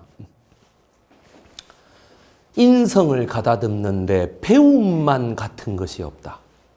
이는 정금이나 옥처럼 예쁘게 나오기 위해서는 절차탕마가 필요한 것과 같다. 그 배움을 얻고자 하는데 가장 첩경 지름길이 무엇이겠는가? 오로지 스승 찾아뵙기를 싫어하지 않는 것뿐이로다. 라는 시를 하나 써줍니다. 숙종이. 스승을 찾아뵙는 걸 싫어하는데 네가 어떻게 배움을 제대로 얻었다고 맨날 내 앞에 와서 잘난 체야? 이 말입니다. 아시겠지? 그 말 한마디를 그렇게 기록에 참 멋있게 남기는 임금입니다. 그지? 도대체 그 성질이 포악했대요, 어렸을 때. 그러면 어렸을 때 재벌 3세가 포악하지 성실해요? 그죠? 재벌 3세고 여러분 베테랑이라는 거 보세요. 유아인이 제대로 어렸을 때 숙종을 보여주잖아요. 감당할 수 있겠어? 이러면서 보여주잖아요. 그죠? 얼마나 많은 사람들이 공감하면서 봤습니까? 그렇죠?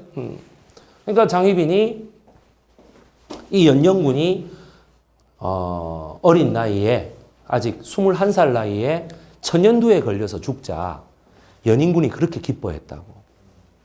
예. 세상에 남의 슬픔에 그렇게 기뻐하는 사람이니 지 아들을 죽여도 모자람이 없는 새끼인 거죠, 그게. 안 그렇습니까? 예. 그러니까 그런 인간성 때문에라도 뭐냐면 경종 독살설이 계속 퍼지는 거예요. 임금님을 독살한 숭악한 놈들이라는 표현이 남인 세력에 의하여 서인을 바라보는 세력이 되는 겁니다. 그 말이 되는 거예요. 이런 것도 한 번째가 물결 표시를. 조선 후기 청나라 조선 외놈들의 중개무역에서 본 이익은 뭐야? 물가의 안정입니다. 물가가 안정된다는 건 물산이 풍부하다는 뜻이에요. 그죠? 소말리아처럼 못 사는데 물가가 안정됐다는 얘기 하진 않아요. 어차피 돈을 다 안 쓰는 거니까. 그죠? 그 다음 두 번째. 대동법의 전국화와 상평통보의 유통이 그 원인이자 성과입니다. 그죠? 그 원인이자 성과. 왜 물가 안정이 됐느냐? 이것 때문이다. 그래서 물가 안정이 돼서 어떻게 됐냐? 이렇게 됐다. 이 말이에요. 그 부의 상징이 뭔지 아십니까? 여러분, 뷰티의 하이테크로 나타납니다. 그것이. 미모라는 것은 타고나는 것을 말하는 거고요. 뷰티라는 것은 관리하고 만드는 걸 얘기하는 거예요. 그게 움베르토 에코라고 하는 장미의 이름을 쓴 세계적인 미학자이자 기호학자가 자기의 저서 History of Beauty, 미의 역사라고 하는 책에서 말하는 겁니다.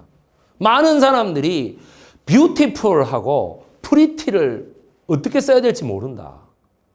학문적으로 볼 때 pretty라는 건 타고나는 거를 말하는 거예요. 그러니까 어린애들한테 쓰는 거예요.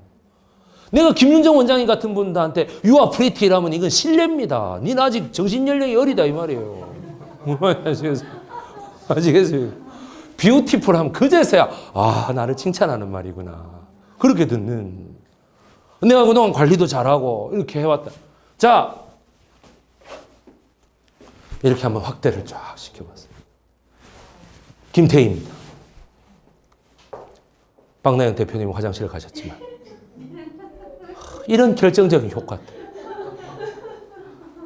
마음이 아픕니다. 아까 장희빈 얼굴 이렇게 빙글빙글 돌리는 것만 보죠.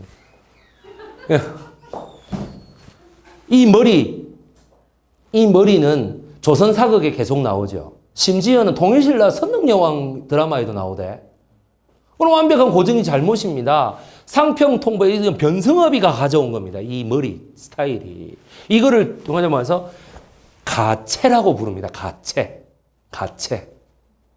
가채라는 건 뭐냐면 이 머리를 처음에 뜻하는 말이었으나 머리 모양을 뜻하는 말 나중에는 뭐냐면 이 전체가 다 가채입니다. 이 사진 나오는 이게 전부 다. 여러분들이 보시는 조선 왕비와 조선 궁궐의 복식은 전부 다 뭐냐 하면은 이 가채의 조선 후기 모습입니다. 한번 돌려봤습니다. 예, 요렇게 했다가 요렇게 올려봤습니다. 화장실을 가셨습니다. 한 보시고. 그 부의 상징이다. 잘 산다라고 하는 게 지금은 어떻게 할 수 있죠? 50평 이상의 아파트. 난 재산세를 아주 비싸게 낸다 이거죠. 50평 이상의 아파트와 내 자식이 3명이다. 차가 2대다. 그러면 어때요? 와, 이 사람이 부와 명예의 상징이네 그거. 그렇게 되는 거예요. 마찬가지입니다. 가채머리를 못하면 그거는 부자 축에도 못 끼는 거예요. 그때 당시에. 그러니까 희빈 장씨는 처음 궁궐에 들어올 때부터 뭐였느냐? 가채 생산 부서에서 근무했습니다. 제일 돈 많은 데가 왕실 아닙니까? 그러니까 왕실 여성들이 독점적으로 꾸미는 것이 아니고 그 독점적으로 꾸미는 거 밑에 뭐냐면은 백성들에게 어떻게 보급할 것인가를 해결하는 벼슬아치들이에요. 그 궁녀라는 애들이. 대장금에도 나오지 않습니까? 수락관 최고 상궁이라고 하는 것은 어떻게 하면 임금이나 왕족들에게 맛있는 수라상을 올릴 수 있느냐도 중요하겠지만 거기에 따라서 전국의 진상품에서 올라온 새로운 레시피를 개발해가지고 내려보내는 게 목적이라고 또 하나의. 여성 기술자들이에요, 다. 그렇지 않겠어요? 그러니까 벼슬이 여자들에게 이렇게 주어집니다. 처음에 장옥정이가 장형이의 그 소개로 그 딸로 해가지고 그래서 그러잖아. 너가 아버지 딴 사람이라며. 그 장현이가 아버지지. 그러니까 전식으로 들어가요. 전식이 뭐 하는 직책이냐면 화장법과 세안법, 목욕법을 연구하는 궁녀입니다. 여러분 8급 공무원이 되기 쉬워요?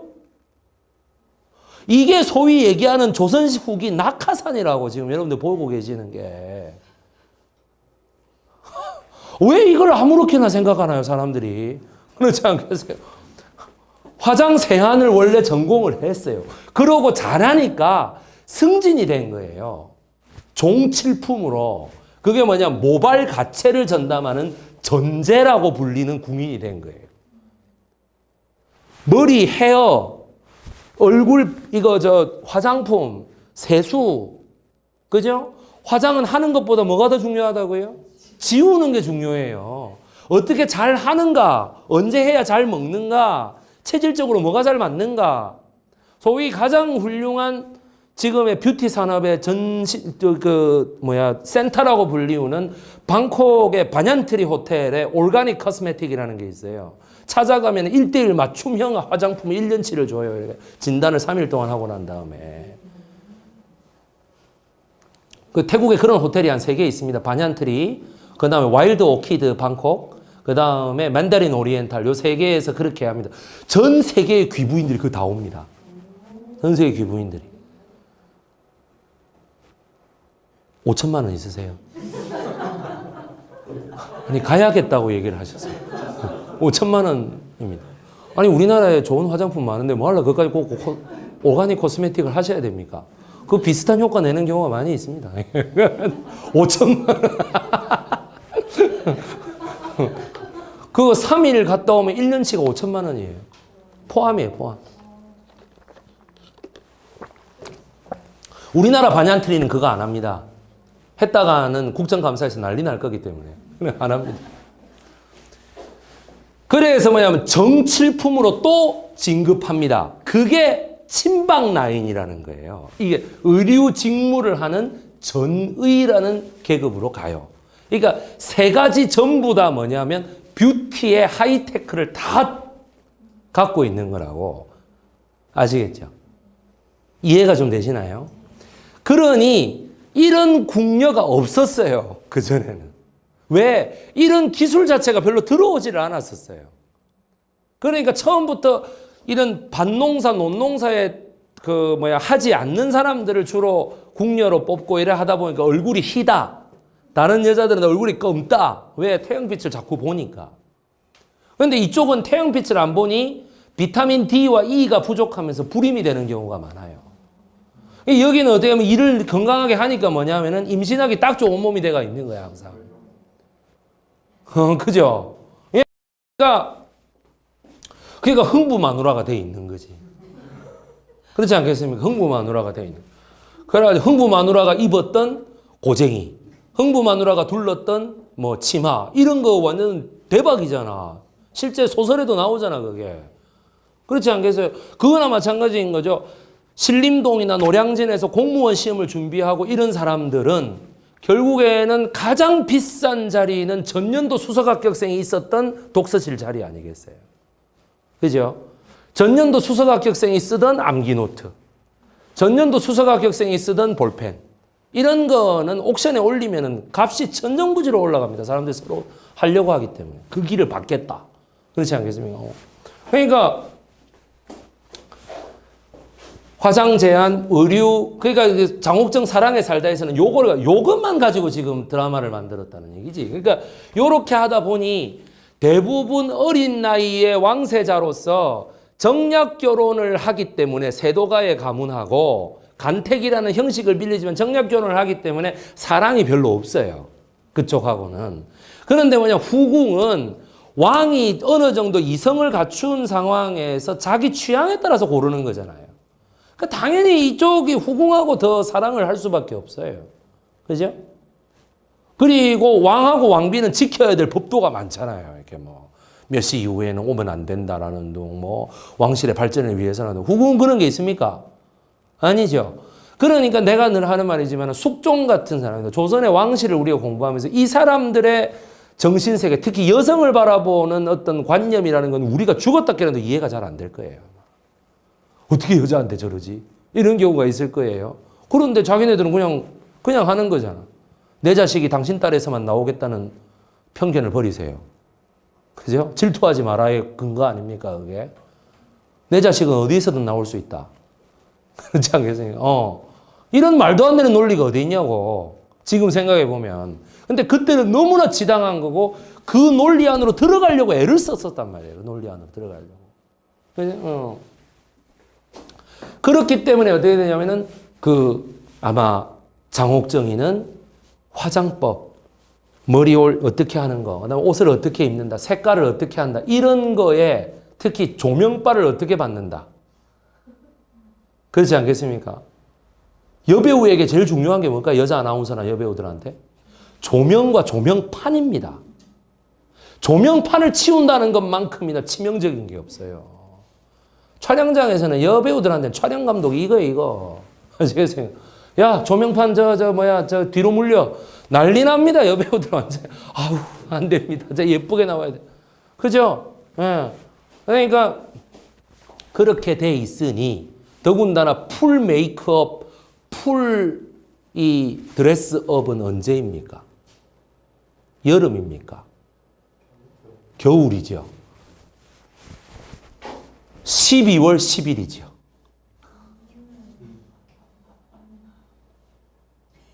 음력이잖아.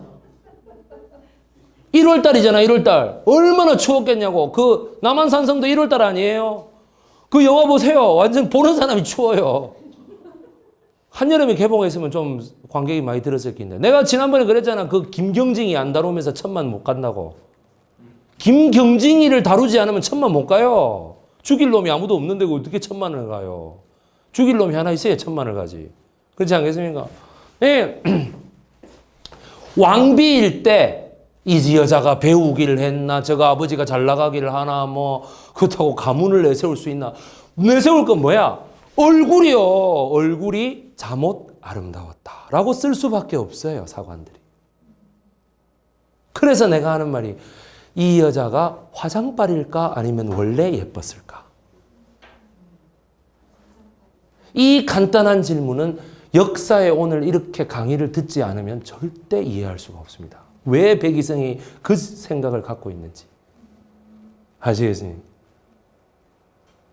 이 사람이야말로 정말 그 뷰티를, 우리나라의 이 선진 뷰티를 가져온 아주 큰 장본인이다. 그래서 당시는 많은 여자들이 이 여자를 롤모델로 삼아가지고 도전을 많이 했을 거라고 봐요. 장희빈이 쓰던 화장품, 장희빈이 하고 똑같은 우리 지금 그거 마찬가지 아닙니까? 텔레비에 그 여주인공이 달고 나왔던 반지, 김연아가 했던 목걸이, 박근혜가 들었던 백, 이런 거잖아요. 그죠? 그러니까 장희빈은 그런 것도 당연히 신경을 썼을 거라고 내가 생각할 때. 어디 나갈 때는, 그죠? 어떤 경우에도 내 가채를 딱 올리는데 어떻게 올릴 것인가? 그죠? 미국 과자 앤띠앵스처럼 할 것인가? 그런 스타일로 할 것인가? 아니면 쪽두리 스타일로 할 것인가? 얼마나 생각했겠습니까? 내가 양들의 김이고 내가 그건데. 그렇지 않겠습니까?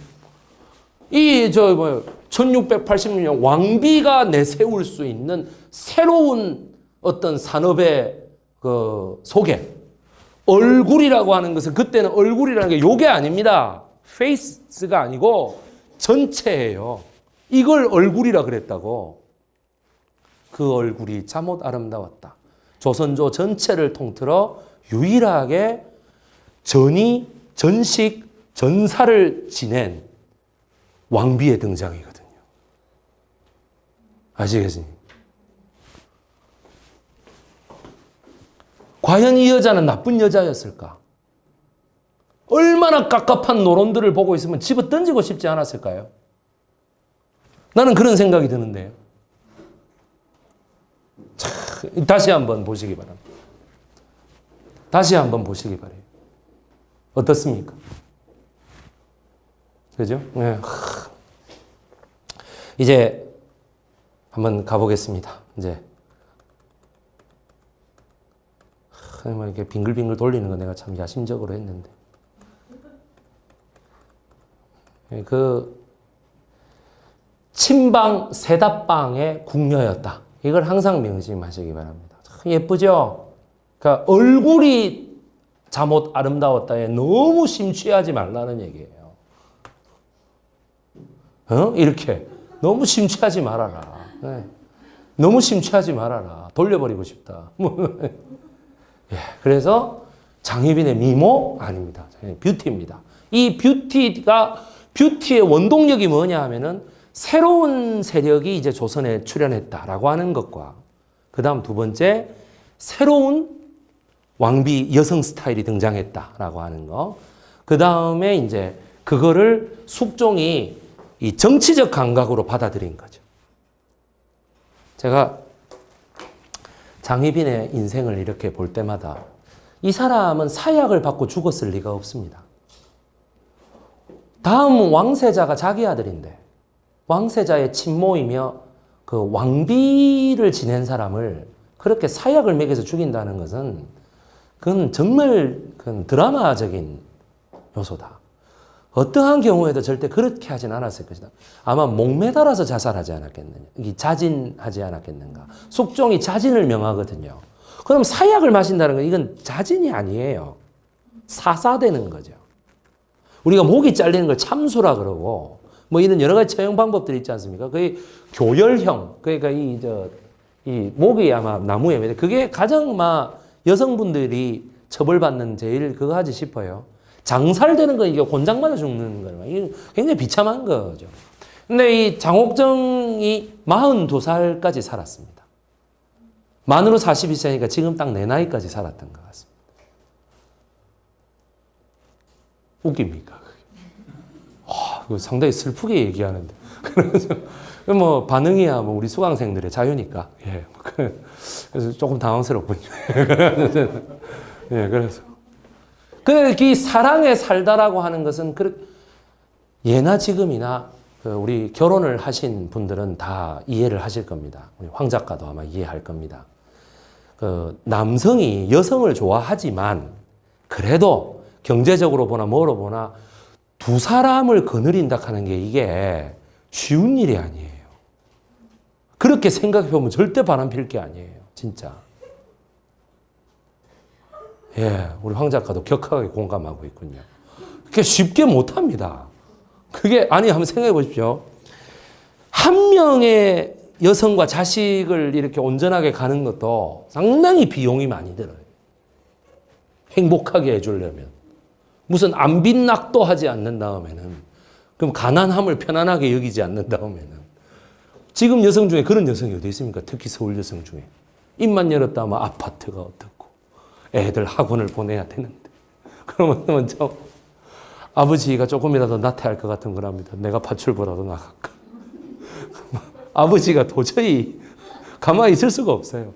에이씨 하고 막 리모컨 던져버리고 나도 열심히 했는데 이러면서 말이지 좀 그 공립초등학교 좀 보내면 안 되나? 꼭 사립을 보내야 되나? 이런 것도 좀 있고 예.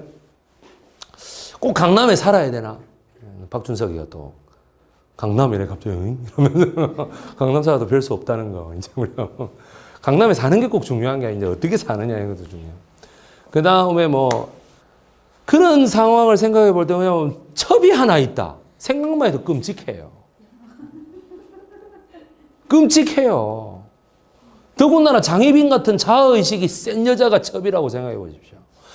장희빈을 롤모델로 많이 달려들었을 건데 그 롤모델로 보고 달려들었던 사람 중에 하나가 최무술이 아닐까요? 그죠? 그리고 노론에서는 적어도 장희빈을 꺾을 정도의 미모를 해야 되는데 1년 정도는 무술이 노릇을 안 시켰을 가능성이 높아요. 손이고 뭐고 다 깨끗해야 되잖아요. 장희빈하고 붙어야 되는데 지금. 그렇지 않겠습니까? 딱딱한 조선 사대부들이 생각해 볼 때마다 딱 하나는 양보 못하겠더라. 역시 숙종은 예쁘면 되더라. 예쁜 여자에게 약하더라. 그래서 사실은요. 숙이 김씨라든가 영빈 박씨라든가 숙빈 최씨라든가 인현황후라든가 이런 사람들 전부 다 뭐냐면 예쁜 여자를 골랐습니다. 노론 사람들이. 예쁜 여자. 장희빈을 한번 이겨보려고. 근데 어떻게 돼? 장희빈은 정말 헝그리 복수로서 스트리트 파이터로 익힌 이 뷰티란 말이야. 못 이겨요, 그거는. 그렇지 않겠습니까? 그 인현왕후네 이런 애들은 다 양반집 자식이고 최무순이는 뭐가 뭔지 천지분간이 안 되는 그냥 모질이잖아. 걔는. 그러니까 다 해주지 않으면 안 되지만 장희빈은 지가 알아서 다 하는 애란 말이야. 시종들이 무색할 정도로 이거 가져와 저거 가져와 이래 되면서 한단 말이에요. 그죠? 이거는 절대 분간을 못하는. 그러니까 어떻게 서인이 장희빈을 어떻게든 요부로 만들고 죽여야 되고 이거는 나쁜 년이어야 되고 막 이렇게 된단 말이에요. 아시겠죠? 그러니까 우리만이라도 저 장혜빈이라는 사람이 그 얼굴이 얼마나 폼바탕이 예뻤으면은 그게 상인들이 이렇게 처음부터 투자하지 않거든요. 자기 힘으로 어느 정도 올라온다고 생각할 때 저거 더 올라가겠네 싶으면 투자를 하는 거예요. 그러니까 어느 정도 올라오는 이거는 얼굴이 예뻤다고 밖에 볼 수가 없습니다. 그렇지 않겠습니까? 그래 그 이후에 이 상업 세력과 딱 맞물리면서 조선의 이런 관료적인 이념하고는 완전히 다른 하나의 정치 세력이 등장했던 사실이고 남구만은 바로 거기에서 죽여야 된다가 아니라 어떻게 돼? 그래. 이거는 그래. 농업은 지배 이념으로 하되 얘들은 다 살려주면서 이 돈은 다 우리가 먹어야지 이거였던 거예요.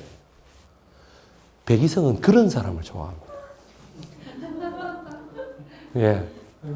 예, 그리고 그 마누라하고도 사이가 참 좋았다. 청백리라는 걸 목표로 안 삼았어, 이 사람.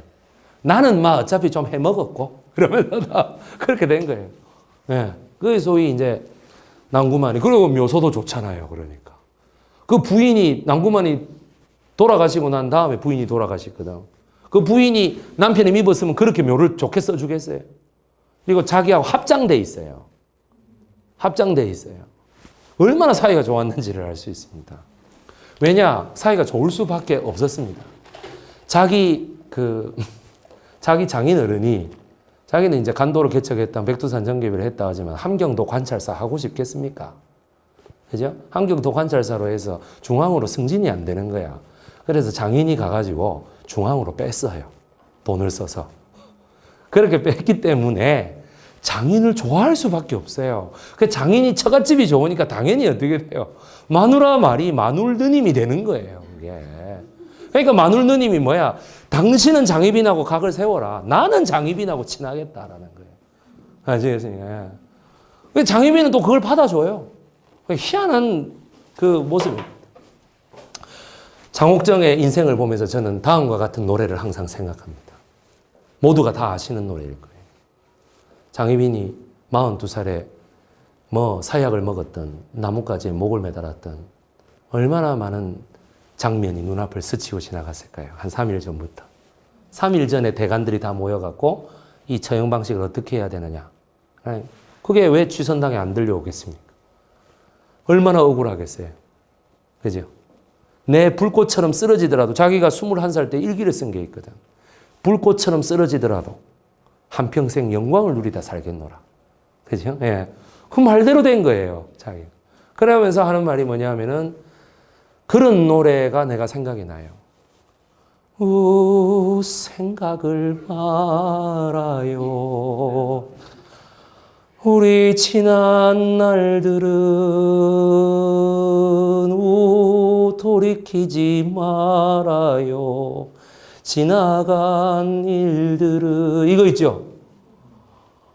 그 노래만 들으면 장희빈이 그렇게 생각이 나요. 얼마나 이 여자가 억울했을까. 그거를 끝까지 인현왕후전에서 어떻게든 이 여자를 악녀로 만들려고 사약을 먹는 그 순간 내가 이렇게 억울하게 죽을 바에는 이 씨의 종족을 남겨서 뭐 하겠노 하고 경종 자기 아들의 그 성기를 잡아 당겨가지고 병신으로 만들고 갔다라고 할 정도로 악랄한 서술이죠, 정말. 경종은 거기서 병신이 된 게 아니라 원래 병신이었습니다. 아시겠습니까? 예. 그렇기 때문에 그 왕세제로 연인군을 책봉했잖아. 연영군이 죽자마자. 연인군이 그 얼마나 못된 놈이에요, 그거. 생각해 보세요. 나 영조 좋다는 사람 내가 이해할 수가 없어. 무슨 영조로 그렇게 박사 논문을 쓰고 그래. 그 나쁜 놈을. 균역법 하나 했다고. 그 말이지. 이 백성의 역을 하나 해줬다고. 그거야말로 맹자가 말하는 양나라 해왕이 나도 뭐, 백성구제도 하고, 뭐, 기민구술도 하고, 못 먹는 사람 쌀도 주고 내가 다 그래 해요. 선생님 말씀 필요 없어요. 그러니까. 폭군하고 비교해서 당신이 훌륭하다고 생각하시는 것 같은데, 제가 볼 때는 폭군은 전쟁터에서 100보 도망간 새끼고요. 장씨는 내가 볼 때는 한 50보 정도 도망간 새끼에 불과해요. 50보, 100보라는 말의 세계적인 출전입니다. 그 말. 아시겠습니까? 내가 김정호의 하얀 나비를 내가 들을 때마다 장희빈을 늘 생각합니다. 왜 그 생각을 하는지, 왜 얼굴이 잠옷 아름다웠다고 하는 것을 내가 온전히 못 받아들이는지, 그런 거는 이해하기 위해서는 이 역사적인 스토리를 다 아셔야만 이해가 제대로 되실 수 있다. 그래야만 역사 드라마를 볼 때 일반 아줌마처럼 안 볼 수 있습니다. 저 죽이려니 이렇게 안 볼 수 있습니다. 장옥정 사랑에 살다는 아줌마들이 저 죽이려니 하다가 그래도 얼굴은 예쁘네. 그죠? 저거 뭐라 하더라. 죽을 때도 예쁘다는 둥. 사약을 먹어도 예쁘다는 둥. 그렇게 많이 했었습니다. 그 드라마 최고의 성공작은 김태희를 캐스팅했다라고 하는. 근데 사실 홍수연도 내가 대조영 때문에 굉장히 좋아하거든요. 제가 가장 역사적으로 존경하는 인물이 대조영이기 때문에. 승리자잖아요, 그 사람이. 그 대조영을 보면서 홍수연에게 내가 푹 빠졌죠. 아주 좋아했죠. 근데 김태희 옆에 갖다 놓으니까 이거 완전 오징어네, 내가 보니까. 야, 이거 내가, 이게 참 김태희가 예쁘긴 예쁘네, 이거. 그죠? 저가 아버지가 대한항공 한진그룹 본부장 아닙니까? 저가 아버지가. 그지? 학교도 서울대 나오고, 얼굴도 예쁘고. 신은 모든 걸 다 주지 않아요. 키가 157이다. 키가. 신은 모든 걸 주지 않는다라는 얘기입니다. 근데 얼굴이 작은 것 치고 그렇게 예쁠 수가 없는. 근데 아까 한승연 나왔지 않습니까? 한승연이 거기 갖다 놓으니까 좀 아니죠. 좀 최무수리를 다른 여자를 좀 했으면 더 좋았을 텐데.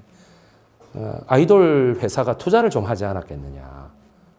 투자하는 조건이 그죠. 우리 하나 써라. 어떤 DSP 미디어라고 하는 연예 엔터테인먼트. 그때 카라 소속사였어요.